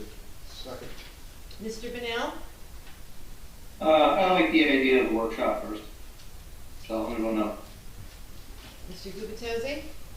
I also would prefer a public workshop. Yeah, that's it. I have full confidence in Ms. Humphrey's ability. I just think she'd be even better served if she had the input of everyone's on voting no. Mr. Sexsmith? Yes. Oh, sorry. Councilman Bell's vote was in opposite to what he said, so this would, voting no would allow for a workshop to happen first. He said he doesn't want one. Can you just clarify? Randy? Yeah, Are you saying that you want a workshop first before doing this resolution? yes. Oh. And his vote was, I'm sorry, so his vote was? it was correct based on what you coincides said. with what he was saying. I misheard him. Okay, Mr. Gubatose? So now I'm afraid to say yes or no. I would also vote to have a workshop first. So you're voting yes? No. Yes. No. Yeah. Yes, no. Mr. Sexsmith? Yes. Mr. Weber? Yes, you're. Yes, meaning I would like to approve that resolution. Mr. Weber's recused. Thank you. Mayor That's why Fox? I'm abstaining. Mayor Fox? I vote yes. Okay, we'll move to announcements. There are none. Mayor and council reports. Before we do the mayor and council reports, I thought I'd ask the business administrator to make her comments. She doesn't mind. Larry, can I ask a favor that I go first? I'm fading fast. I gotta go. Sure. My report's very short. The first day for the operational period ending November 22nd, 2022, the squad responded to 18 calls and 18 day calls, 17 night calls for a total of 35. 27 were medical, 8 for fire. The squad provided crews for the boat crash and the beach search on 11/12/22. The squad provided medical overwatch for the Alzheimer's Association 5K. There were no out-of-town mutual aid requests. The squad requested no mutual aid for this operational period and fulfilled 100% of their assignments. For fire department, same period, They responded to 8 requests per department. The department conducted 2 training drills for the safety and education of the members. The department provided standby crews for boat crash and beach search on fall 12.2. There were no out-of-town mutual aid requests, and the department requested no mutual aid for this operational period. They fulfilled 100% of their assignments as well. And I would also like to congratulate Bob Napoli. The fire department got a state grant for $40,000. He put some hard work into it at the very last minute to get it done. And I believe last week they sent us a notification that it was approved. Both departments wish the residents and their families a safe and healthy Thanksgiving. That's the end of my report, and have a nice night, everybody. Thank you. Okay, Kim, Judge. I missed the past couple of meetings, one due to medical issue for me, one for my daughter. I apologize. DPW had to repair the railing over Fletcher Lake. There was a bit of sinkage going on due to with the impaction of the sediment in the ground. So they fixed that. So you can see the railing standing straight now and not moving it. DPW had the band shell, Bradley Park power washed and restained. Sanitary Phase 2, Avakian is working with the borough contractor and subcontractor with this current phase of work, and this project is running on schedule to be. CME prepared a utility pole survey. We are finalizing the mapping, and we plan to review this by year end. That has to do with the wires hanging from the poles. We also did the Beach Avenue drainage study, but our presentation was given tonight, so we really don't have to go much into specifics on that, and I hope to resolve the issue. ADA improvements for Lake Terrace Park. We are planning a rebid this month to put back out. The bids came in tentative too high. Improvements to Park Place Avenue is partially funded through NJDOT grant and borough ordinance. These bid specs are just being finalized, and we should be ready to go out to bid soon. I received pricing proposals from CME for a CCTV for the resolution passed by Borough Council for the remaining of the sanitary lines. That failed tonight for resolution, so I won't read the rest of that portion. Borough Bradley Beach Fire Department was awarded a $40,000 American Rescue Plan firefighter grant.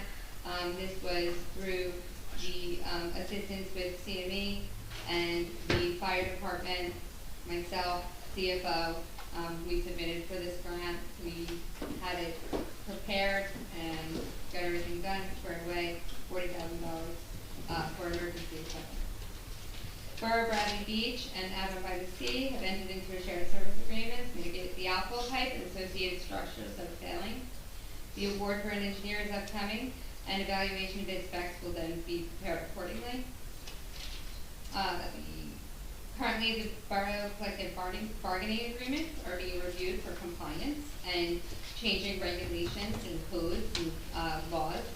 I'm doing that with the employment attorney.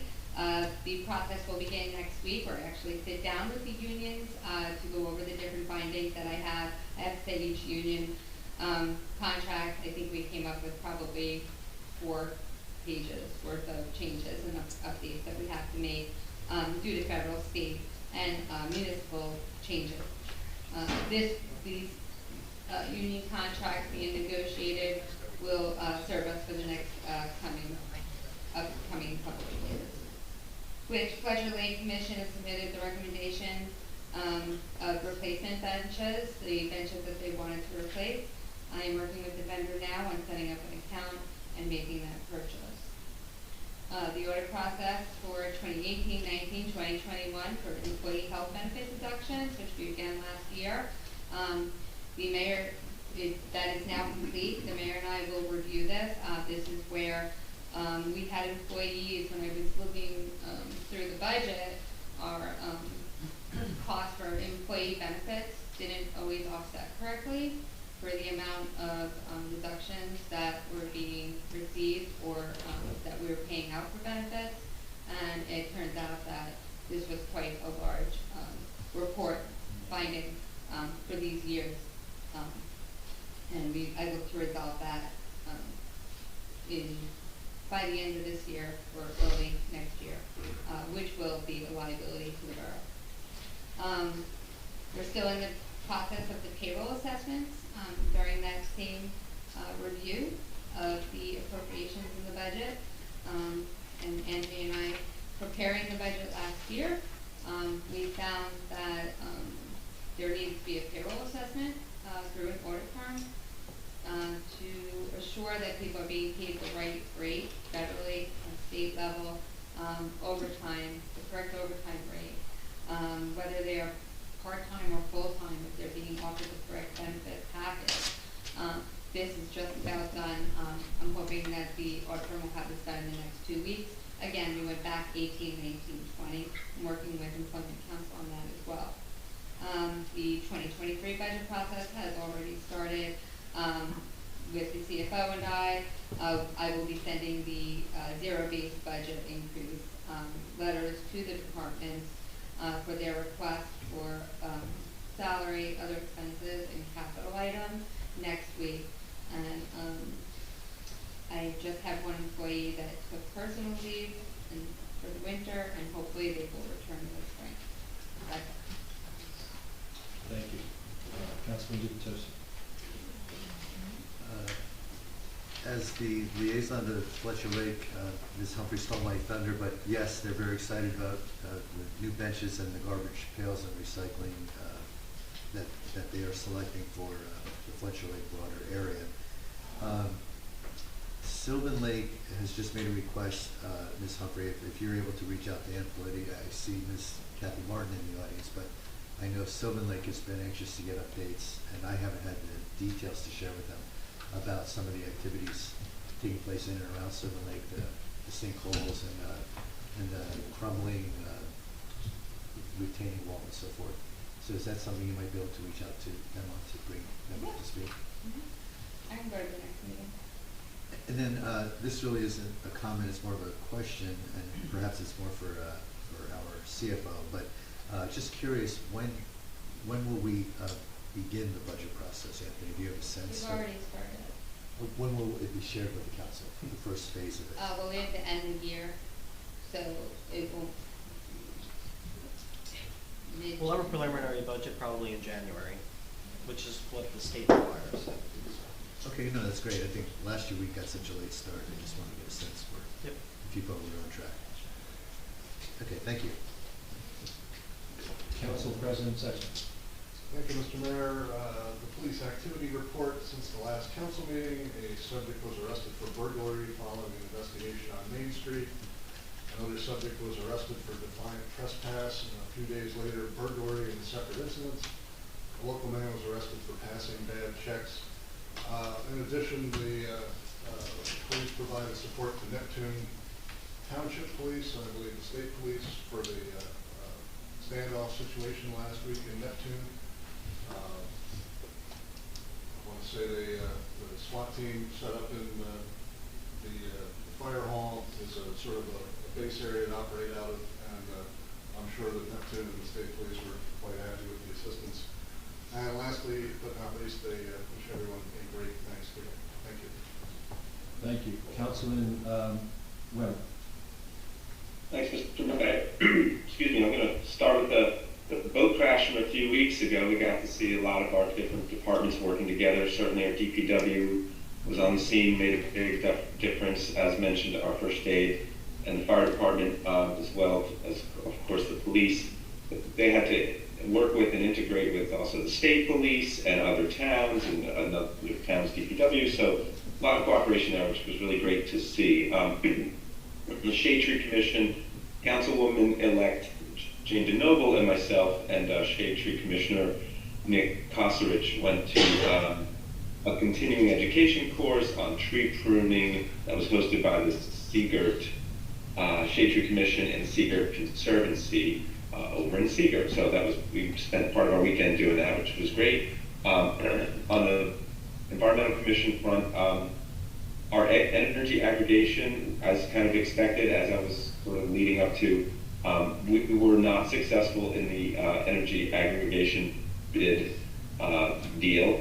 Basically, couldn't find energy at the price we were looking for it. So nothing changes. This will happen again in February, and and we'll go out to bid again and see if we can find energy for the price that we're looking for to save people money on their energy bills and to get more renewable energy in the mix at the same time.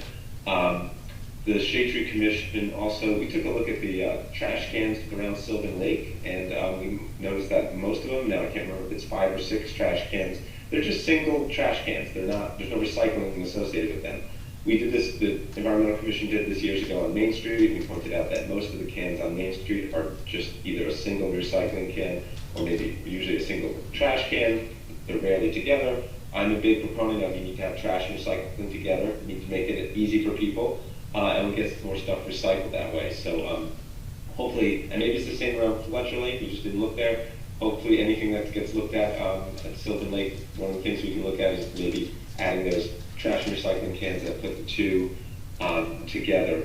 And one other thing on the Environmental Commission, there's been a vacancy since March, and I just want to ask Mr. Mayor, do you have the names for a replacement for the vacancy on the Shade Tree Commission? I actually got a recommendation from the chair, it was probably a week ago, I just haven't had a chance to follow up. So yeah, there's a recommendation. Okay, I appreciate that. And I asked her the same, and it's been vacant since March, so that's why I'm wondering if we need to look at this again and maybe tighten this up, because I just feel like we could have missed out on some talented people contributing maybe for the last 8 or 9 months or something like that. Now I'm gonna talk about the election a little bit. When I was out there knocking on doors, I definitely got the question a lot. I got, why is it so contentious up there? Well, it's never been like that before. And people are right. I can't argue with that. I think they absolutely are right. But I think one of the reasons why it's so contentious has been on full display here tonight. And, this is a democracy. A majority of the council should be setting what's on our agenda. We even passed an ordinance earlier this year to clarify that, to bring our code in line with state statute. But this was ignored here tonight. And we had 2 items on the agenda that were in contrast with what the majority of the council asked for. So if we want it to be less contentious going forward, I think we need to recognize it's a council of 5, a majority is 3, and if we can count to 3, we're just going to get along a lot better. I'd like to thank those who congratulated me. I'm accepting apologies for people who said terrible things about me that were not true. My door is open, my inbox is open, my ringer is on it, if you want to call me. I think that's part of what can bring this town together, is basically apologizing to the people that you said terrible things about. So, open to that. Some of the things I saw in this election really sickened me, and the corner of Evergreen Ave and Ocean Ave is chief among them. We have a sign ordinance that says there's no signs in the planting strip, and there's no signs in the beachfront, and there's no signs in public parks.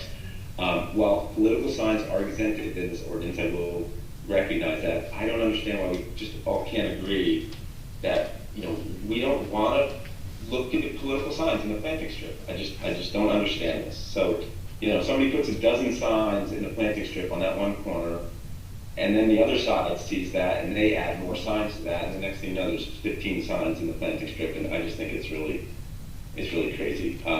Hopefully we can figure something out about that for next year, or I guess 2 years from now. But it is what they call campaign season. A lot of things are out of the ordinary that are done. While I don't think we should accept it, it seems to be what happens. So here's what I think should happen after the election.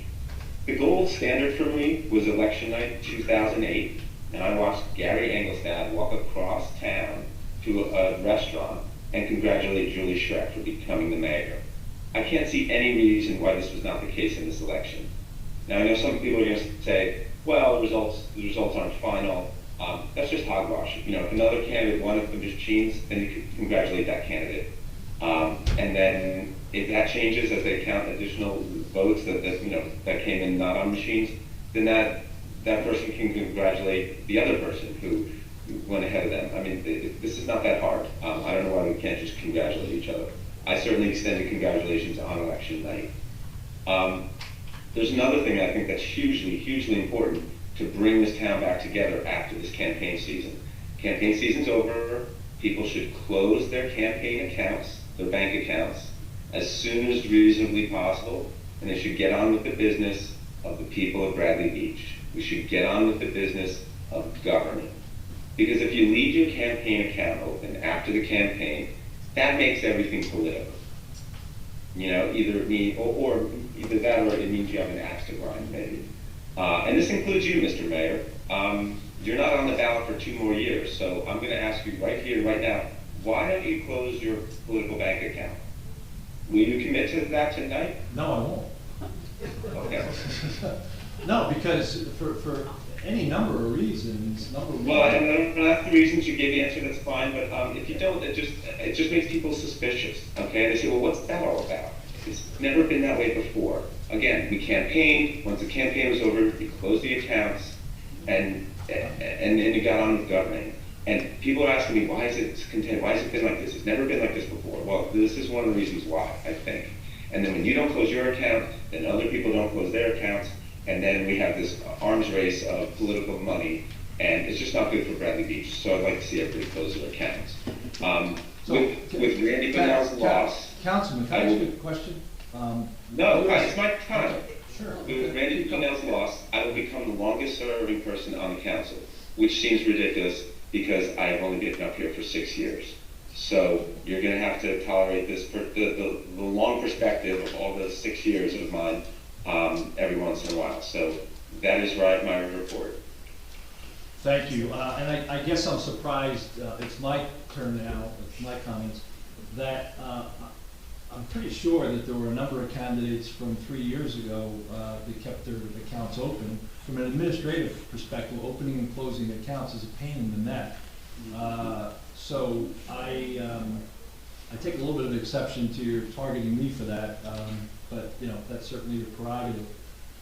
Certainly, some people left them alone. I'm sorry, it's my turn now, yeah. You know, around, you know, contention in full, as you mentioned, contention in full display, I still believe, you know, this model is what is called a strong mayor model. And I had a conversation with a borough attorney on this today.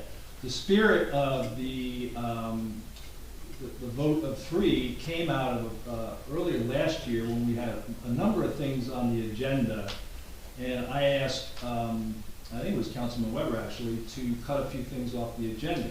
That was construed as me trying to control the agenda. No, it was trying to be more effective and efficient. I don't think there's, and I have no issue with having a vote if somebody wants to put something on the agenda. The spirit of our form of government is that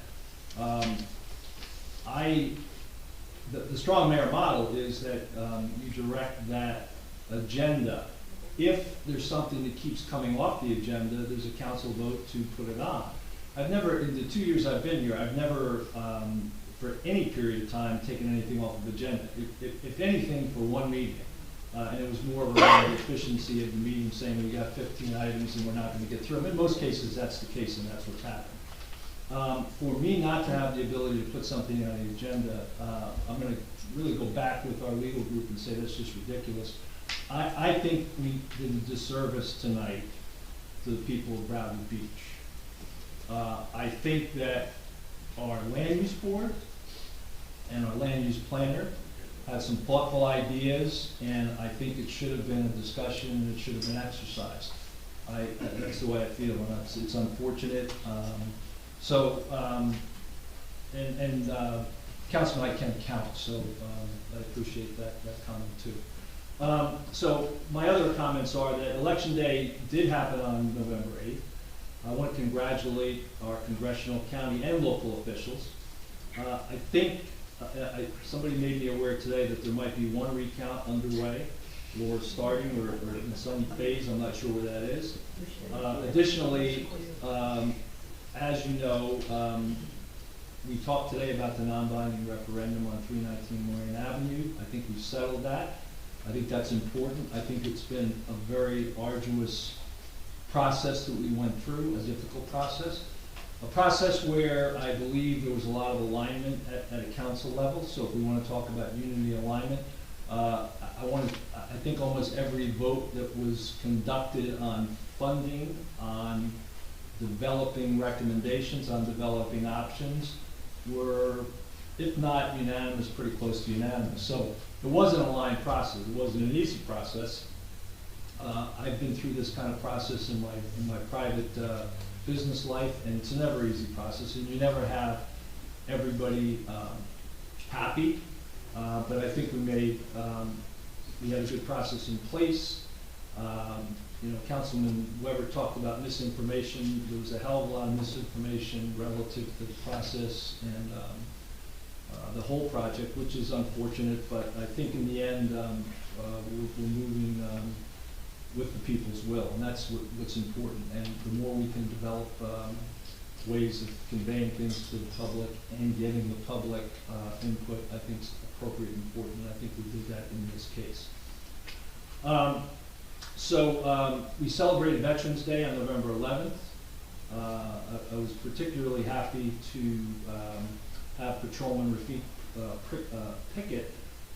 He was honored as our Memorial Day honoree. Patrolman Pickett is a graduate of Neptune High School, Brookdale Community, and New Jersey State University. He had a 21-year career in the Air Force National Guard, and that was just exemplary.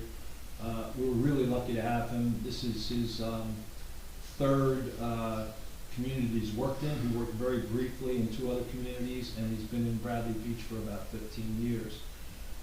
We changed up, and this is only the second Middle East era veteran that we had, so we were very pleased, and a local guy was just great. He will also be our honoree at the Memorial Day Parade. We've changed it up and we link both together, so we provide that honor to both occasions. I do want to recognize another veteran, our council president, Tim Sexsmith. He was at the ceremony with a number of, I think we had one Korea veteran. Unfortunately, the attendance was down somewhat on a number of fronts. The weather wasn't great, but I think we can do some things next year to increase that participation, which is extremely important. There's a couple of older things that unfortunately the newsletter didn't go out this month.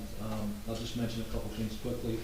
On October 22nd, there was a press conference and award and recognition ceremony at the firehouse. The department generously gave back proceeds raised from the 5K run.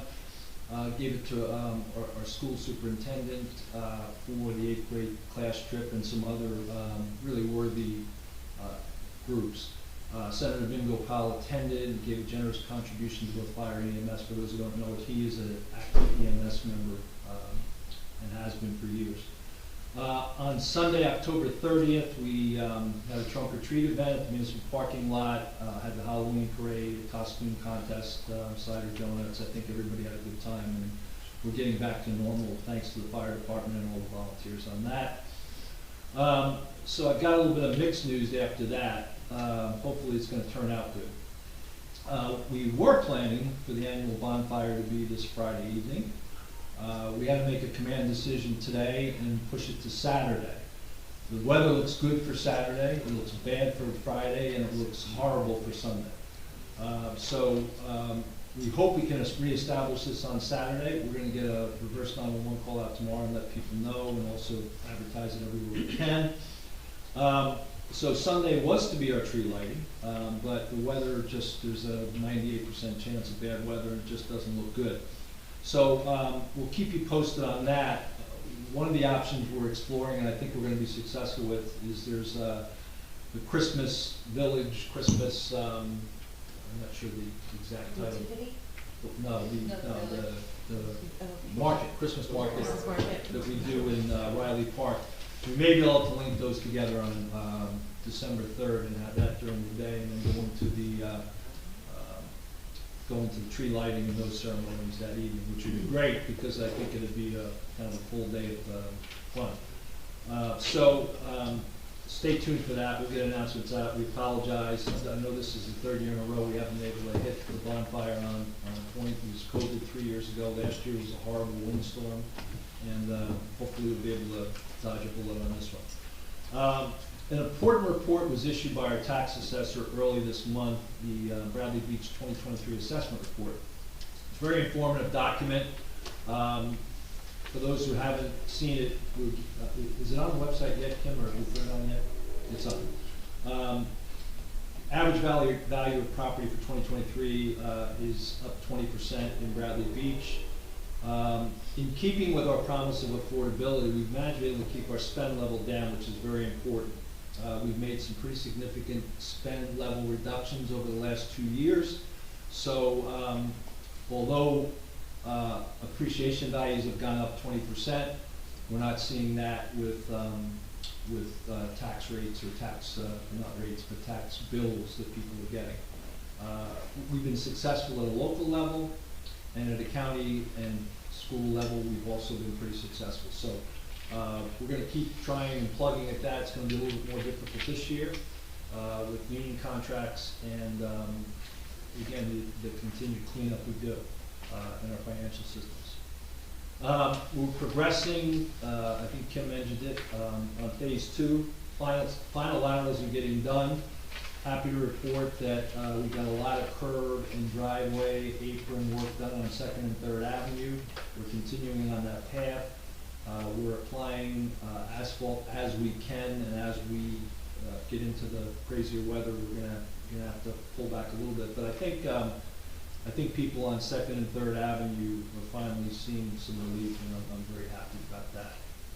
I am disappointed that we did not pass that resolution today. I do believe our professionals gave us a recommendation that I think we can maybe not make the sewer project in phase 3, 4, and 5 as dramatic as it has been in phases 1 and 2. I lived through phase 1, and I know there's a lot of people who lived through phase 2. It's a tough 9 to 12 months. So my last comment is that many borough employees attended the New Jersey League of Municipalities conference last week. Some really good courses and vendor information. A lot of our professionals get certified in different areas and get CEU credits. Is it CEU credits? Yeah. CEU. A couple of highlights we're going to be pursuing. We found a pretty agile sidewalk street sweeper that we can use in inclement weather. It takes brine, it takes salt, it moves pretty fast, so we might be able to help clean things up pretty quick in some areas of town at a reasonable cost. The second thing is that we've already contacted Avon and Ocean Grove, a lightning warning system, which we may be able to deploy at our Moraine Avenue lifeguard station, and we'd go out as far as Avon and Ocean Grove so we could share the cost of that and create a safer environment at the beach. One of the issues at the beach this year, we had, I think, one situation where we had to really pull people back because of lightning. And the good news is they got off the beach. The bad news is they stayed on the promenade. We got to work harder at getting people in a safer position, but this system goes out to about 20 miles out, so it's pretty impressive, and we're going to look at that. There's also a 911 system that I don't want to go into a lot of details on it, but it could be very helpful to our school, maybe the synagogues and churches in town.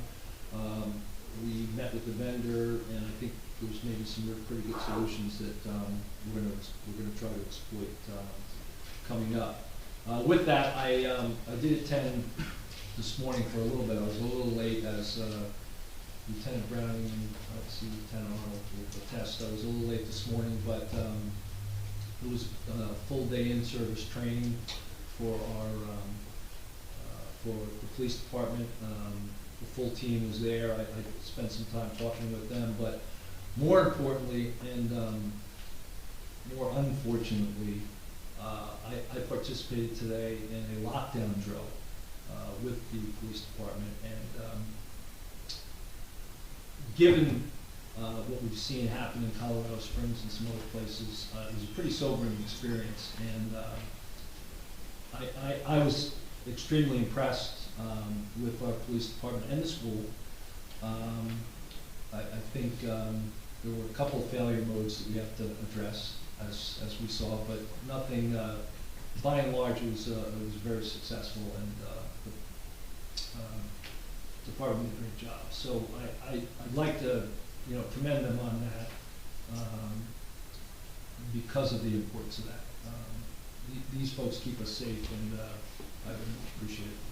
That is my report.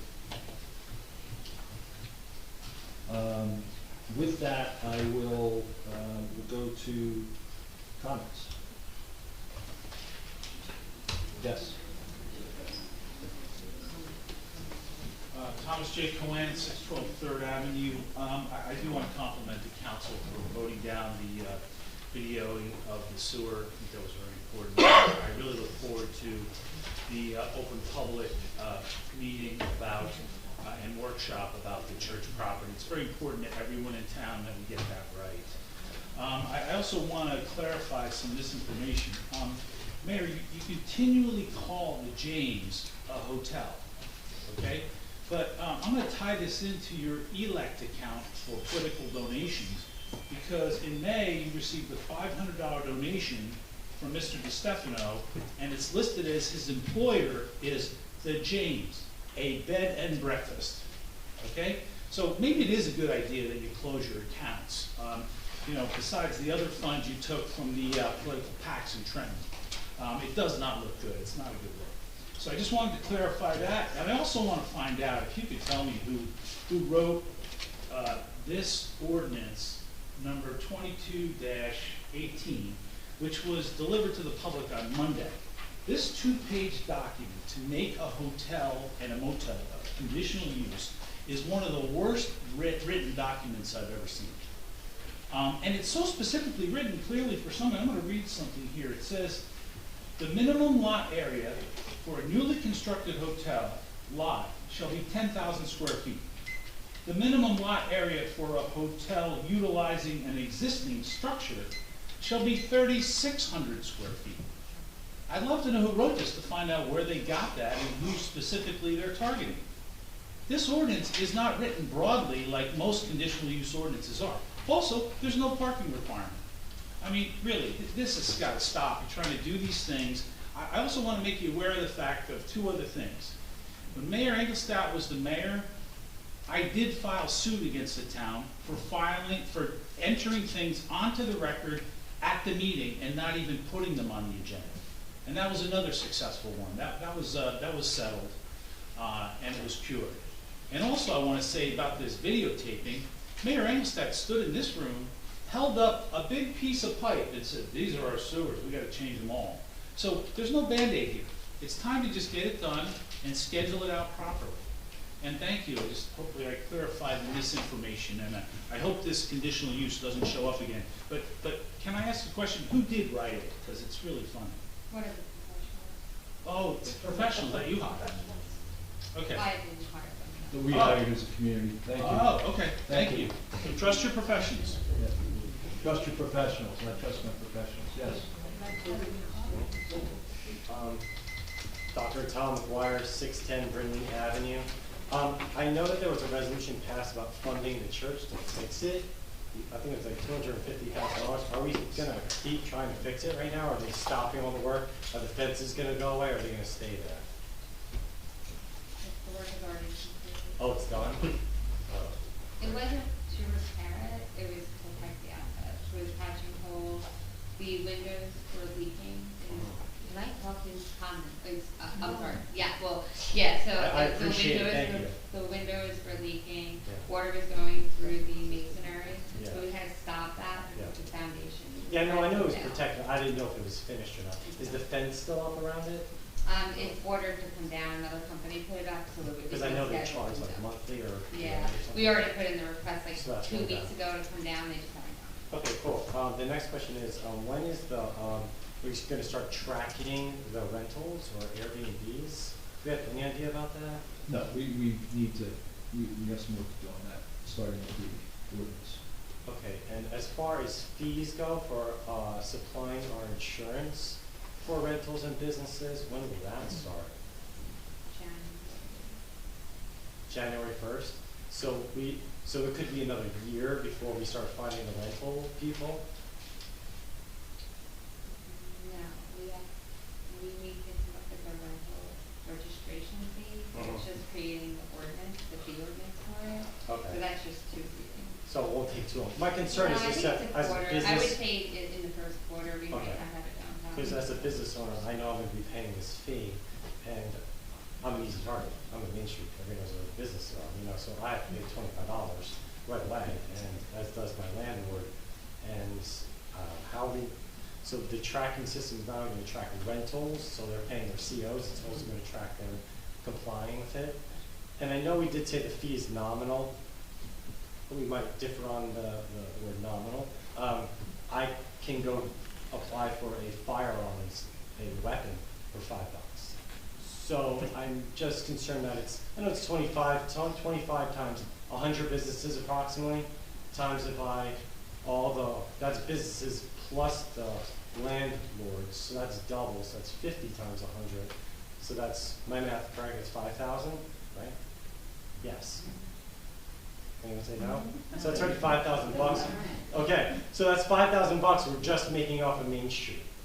It feels like it's a money grab to me, and that's one thing I dislike about government is when they try to just take money because they can. You don't have to, because according to the state law legislation, it says may put an expense on us. So it would be great if you can decrease that significantly, or make it $5 or $2. I don't care about that. It's nice, but it feels like you're making money off of us instead of actually. I know it's going to be enforced and you're going to take money for that, but we still don't even have a process yet, and we already have a fee. So that's my concern. So hopefully you can decrease the fee. And when will we know about that, as far as the fees go? The fees, It has to get adopted through the ordinance, that's why the ordinance will be Okay, presented. so that would be And then the policy and procedure will then ensue. So that would be on the next meeting possibly, and then it would start on January 1st? Okay. Thank you very much. Thank you. Yes.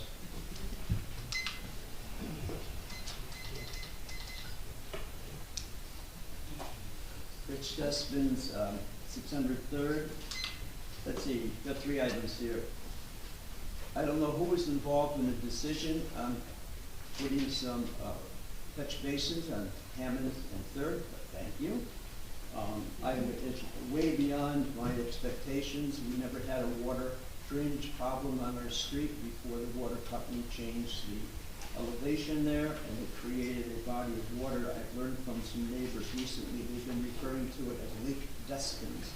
So it's no longer that way, and the downspouts are working very well. Next item, I lived in a private community before I moved here for 10 years. 9 of those years, I chaired what they call an external affairs committee, and I was basically the committee that headed it up. I was a liaison person between the community and the town. One of the things that our group did, we ran debates.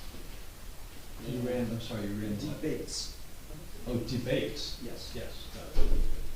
And we did that. We were very, very successful in it. In the beginning, we used the League of Women Voters, but in the end, because of the people that we had on our committee, we thought we could do a better job, and we did it. I did it myself for a couple of years, and we had other people that did it. It was very successful. We had very, very strong comments on what we did. What I'm leading to is this: the debate that we had in this town, I have never seen a debate like that before in my life. Aside from the ones that I ran, and people in my group ran, and others that I've attended over the years, I never saw one. I think if we have a debate, we should have a real normal type of a debate, not one that was so tightly controlled and orchestrated the way that was. Lastly, last Saturday, I live on 3rd Avenue at the park. There was a company there with lots of equipment, and they removed a bunch of trees. Those were put there, we first moved in, we moved here in 13, and that's where they were put in. I talked to people, it appeared to be a shade tree committee type of a group that was involved. These trees have finally grown to a point where they really enhance the look of the color. They're gone. Does anybody have any information about this? Disease. Disease. That he has trees that are diseased. We're gonna have to remove another 80 trees. Okay, okay. I'm totally uninformed on that. Yep. All right, thank you. Mary Baxter, 218 Fourth Avenue. Just a couple of things. You know, Mayor, you talked about the contention in full display. Yes, yes, it Oh, I'm was. sorry, what? You talked about contention in full display earlier, and I don't think I did, somebody else did. well, but there was contention in full display, and there has been before, and that's on all of you. But, you know, and I'll be honest, when Al was asking what I thought were valid questions, there was a lot of eye rolling. By the way, I'm an eye roller, so, you know, that's not the big deal. But that is not actually the issue here. And maybe there's rules against this, but if you know you're only getting a report on Friday, which is the same time you're having the presentation, why wouldn't you, as a courtesy, extend it to other council members so they can ask their questions there? You know, whatever. I mean, why this, would people, if council members, they need enough time to look at stuff. Clearly, there's extraneous circumstances. We can't do that. But again, I haven't been going to meetings that long. This has happened before. So I don't understand why. Early in my career, I took a new job. I didn't get along with the people in the UK because I thought I was a shit. But guess what? My boss made me live in London for a summer, which wasn't that bad at all. But the point is, I worked with these people I didn't get along with every day, and guess what? Started getting along. Been much more productive relationship. I'm not trying to tell you what to do. I'm just saying this doesn't work. And it's going to be the same dynamic. Are you doing this or this? I'm sorry. This, what I'm doing is you guys going after each other all the time. And you perpetuate that too, Mayor, and I just don't think you should, that's all. We don't need tit for tat and that kind of thing. The issue was certain council members were not involved, they didn't have enough time to look at it, they wanted a little bit more information. Would I want that information? Heck no. But I'm not a CPA, I don't have 10+ years experience as an auditor, right? So I'm glad you're asking those questions now. I just think, I don't know, sometimes we go off the rails here. And the other thing, Mayor, I want to say, you're always selling Kim's experience. Don't. With Kim, you have experience, very clear. The issue is, and what comes across is you guys, very experienced. You need to stop. You need to stop. I just You don't need to want stop. it to be about me. Yeah. Okay, that's fine. Yeah. But it's not about you. It's actually about you. To hear again and again, well, these experienced people, they looked at it. So I guess Al or somebody else who wants to look at it can. Or it doesn't have to. That's not the case at all. That's not the Really? case. I've heard this before. I heard it tonight. As I said, Am I nuts here? Right? I said earlier today, first opportunity you had to review this, and typically the first review of an audit is with this administrator, the CFO, and the mayor.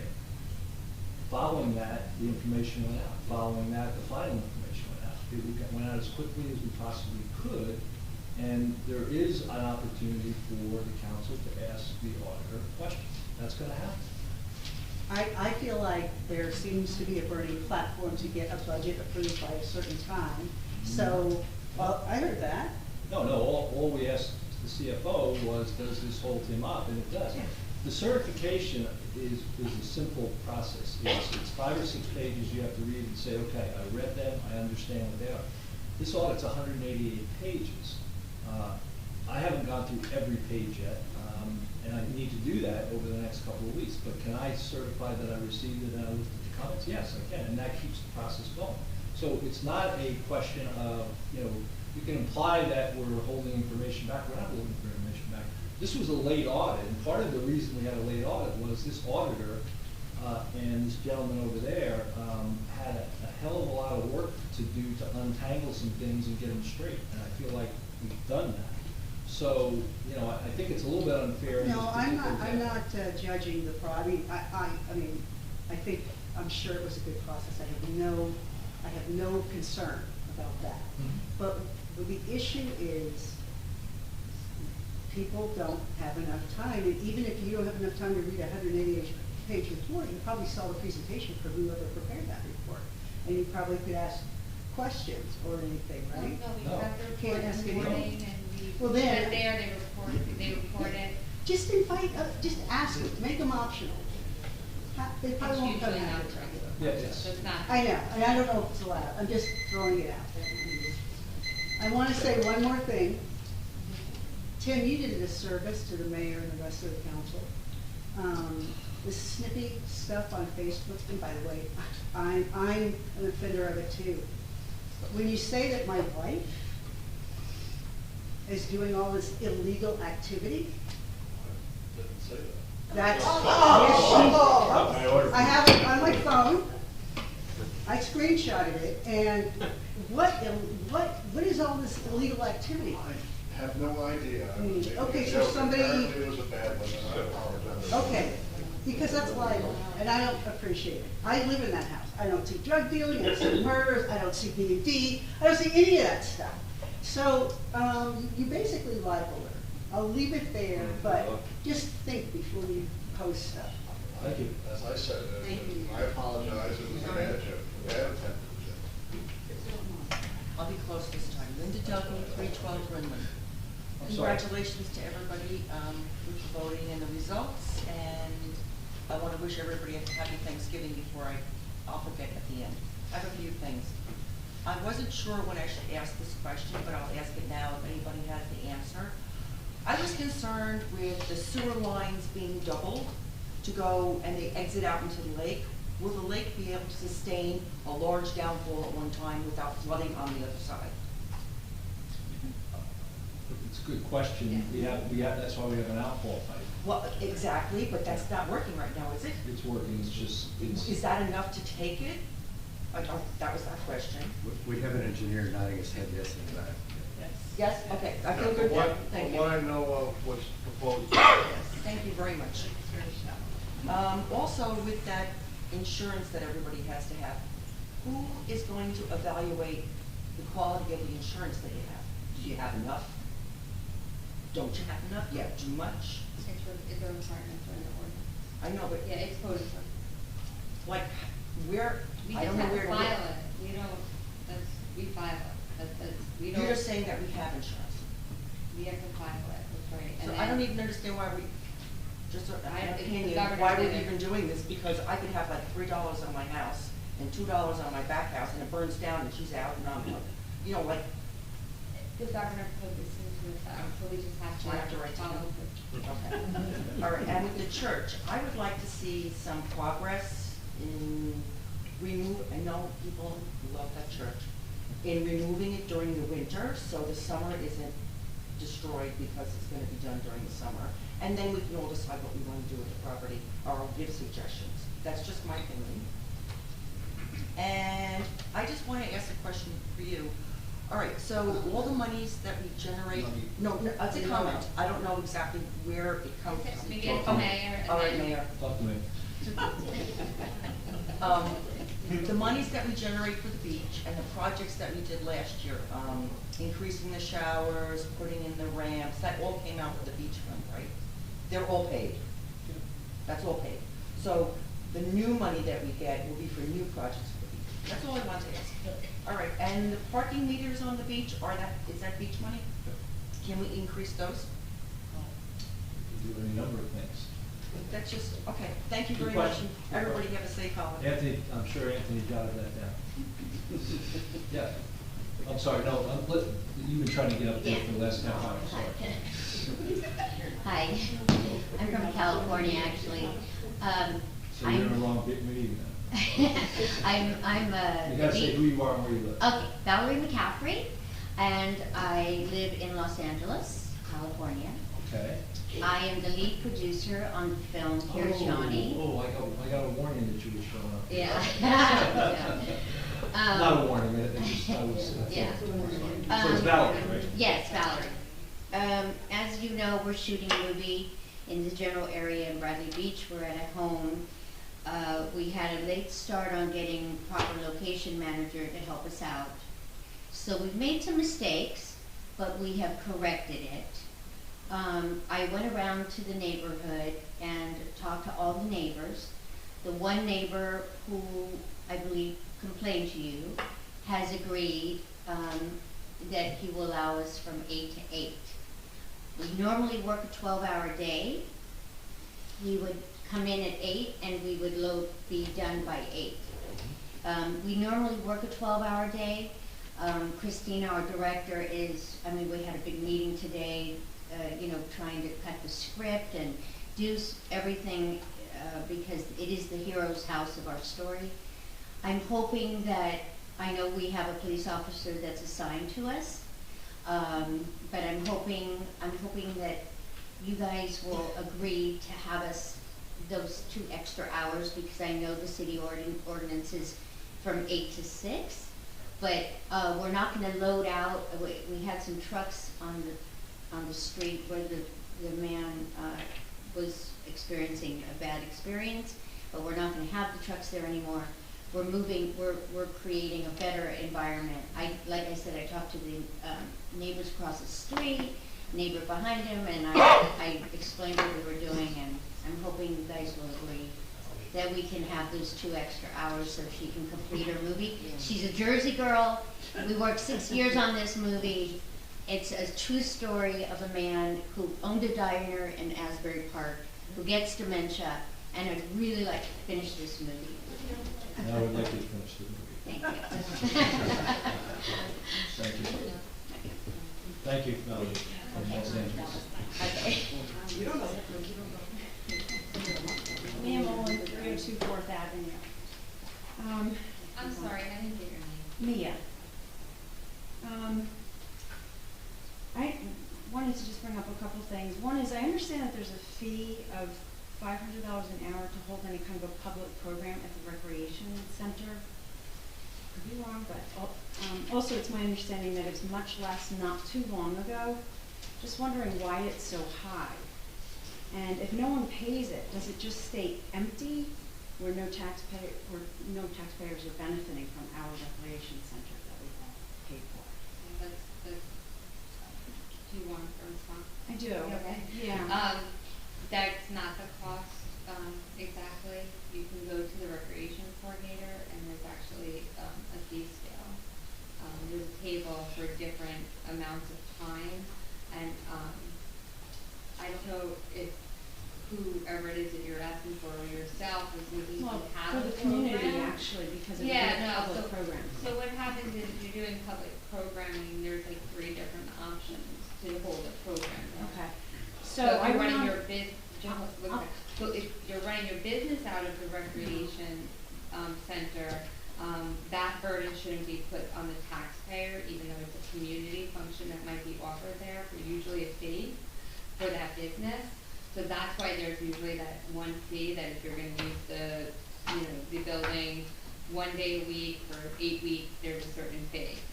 Then there's another fee that if you want to have a program, the borough can pay the person to do the program and then collect the registration fee. Then the other option is you can pay to use the center, and then it's almost, you pay X amount of money, but then a certain amount of the registration goes back to the recreation. So there's 3 different options. So if you get in touch with the recreation coordinator, she can help you, or email me and I'll forward the email over. That's helpful. So I went on our website today just to see what is scheduled or anything going on at the rec center. There's a few programs, after school care for kids, but I couldn't see any kind of a calendar or anything on the website. It's just zero information. So there was just a name, and I emailed that person, but it was only today, to be honest with you, so she might not have gotten back to me. But I am curious, like, what happens when it's empty?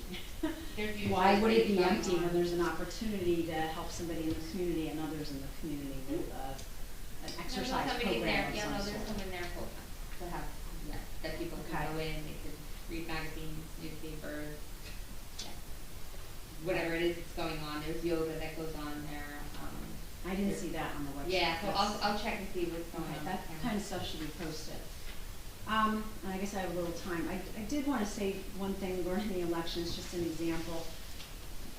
Transparency is very important, I think, to most people in public, and that's what a lot of this tensions are a result of, is that people don't have information, or certain information is not disclosed, people don't get the whole story. That's the rumors that are out there, which causes the community to be concerned about where the climate is now in Bradley Beach from a political standpoint. And just an example of this, and I don't want to single a name out, but I guess I am. Is there any way for our next election that it is required that the candidate has to physically live in Bradley Beach before they run for an office? Because I have to say, Tom Gavin, he gave a nice presentation at whatever that debate was, but he already lost credibility with many of the voters because he didn't live here for the 15 years that he claimed he did. Yeah. I know this has been brought up before, we're just rehashing something that. But I'm wondering if that can be changed, that they have to physically no. live here. They can, anybody can have an address, but you have to physically live here. And be the point of the 1 year is to be a part of the community, know what's going on, and then to go out and campaign on something that's a lie. No. Bradley Beach does not have the power to change that. No, is that a state thing? But couldn't Bradley Beach create something like that? Well, anyway, so he's lost a lot of credibility, which is a shame for him because he went into that election thinking, oh, it's okay, because he was blessed by the mayor who wrote a letter saying you should vote for this guy. And he didn't even live here for 6 months before he began campaigning. Anything else? Sorry? Yeah, something else you wanted to go over? You're skipping what I just said. Okay. No, I'm not. I heard what you said. I wrote it down. All right, then I just think that was important. It's a shame on him because now I have to pass and be like, oh my God, there's the liar. And it's a shame. That's just not, it's really not appropriate, those comments. All right, that's Time's my up. thought. Thank you. Yes, Mrs. Shishis.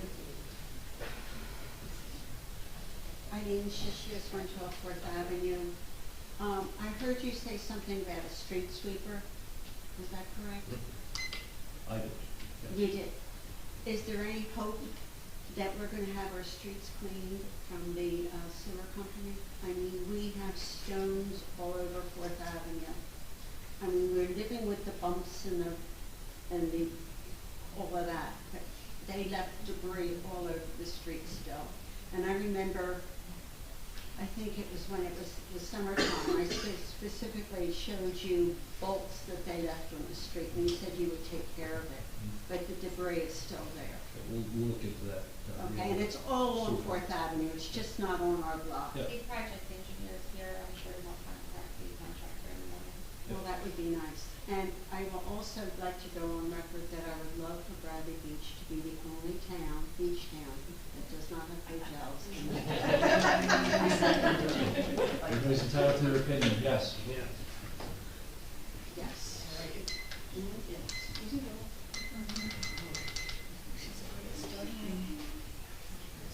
Nancy Meadow, Ocean Park condominiums, and I will speak really fast because I do not have room for everything on my list, because I have to repeat things. So I really hope that the next time and going forward at every meeting, the screens are set so that all can see them.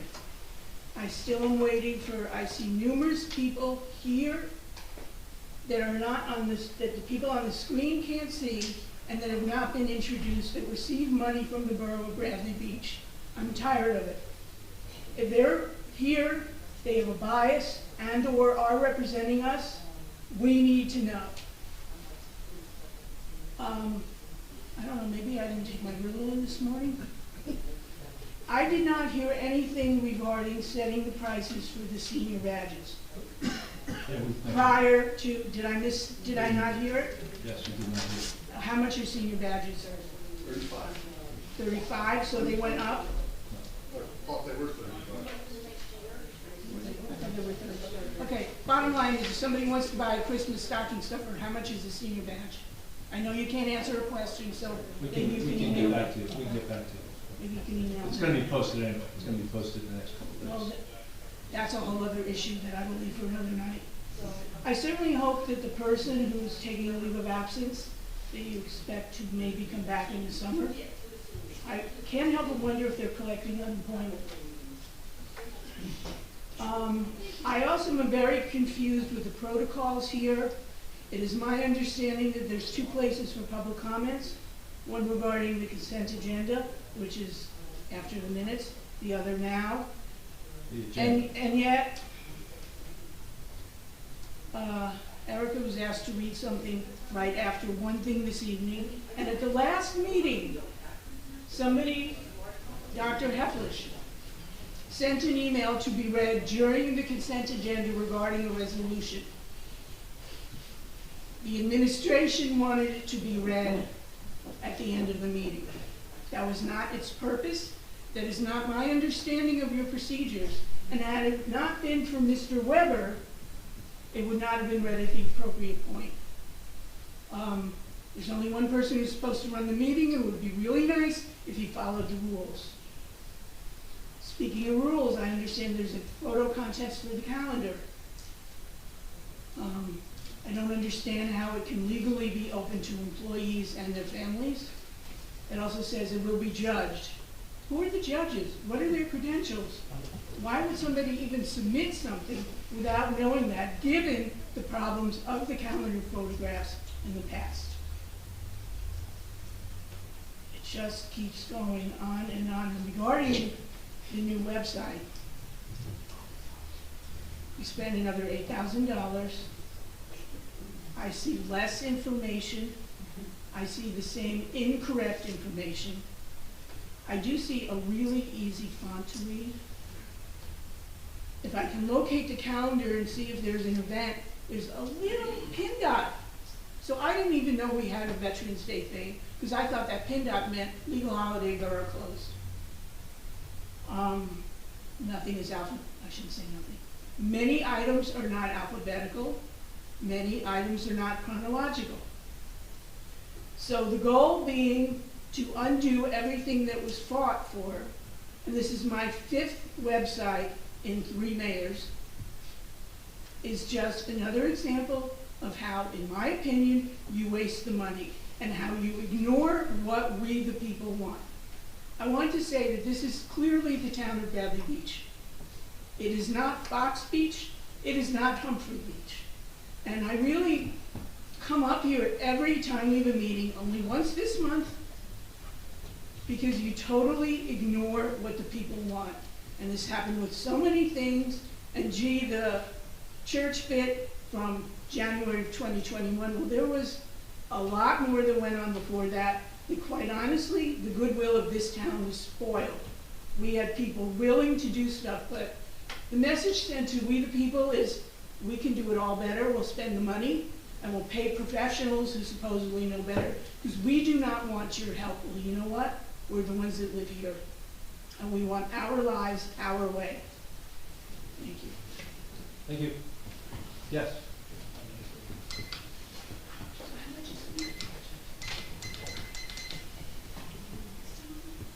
Kathy Norton, 14 Back Boulevard. I haven't come to a meeting in a while because I've been listening at home, and listening is enough. But my question is, there's quite a bit of argument. There's no nativity set this year.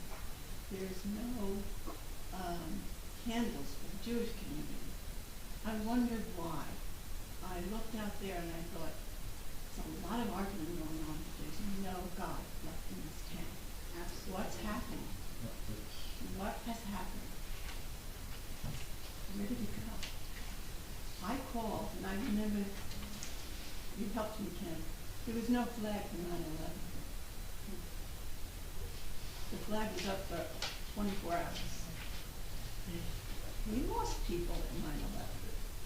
What's happening to this town? I've lived here 50 years. I've never seen the likes of this.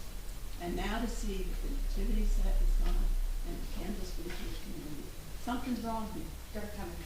They're I actually hope going. so, They're because coming. they are usually in there by now. So give it some thought. You gotta get back together. Thank you. Okay, no other comments. There are no executive session items, so we will move to adjourn. All in favor? Aye.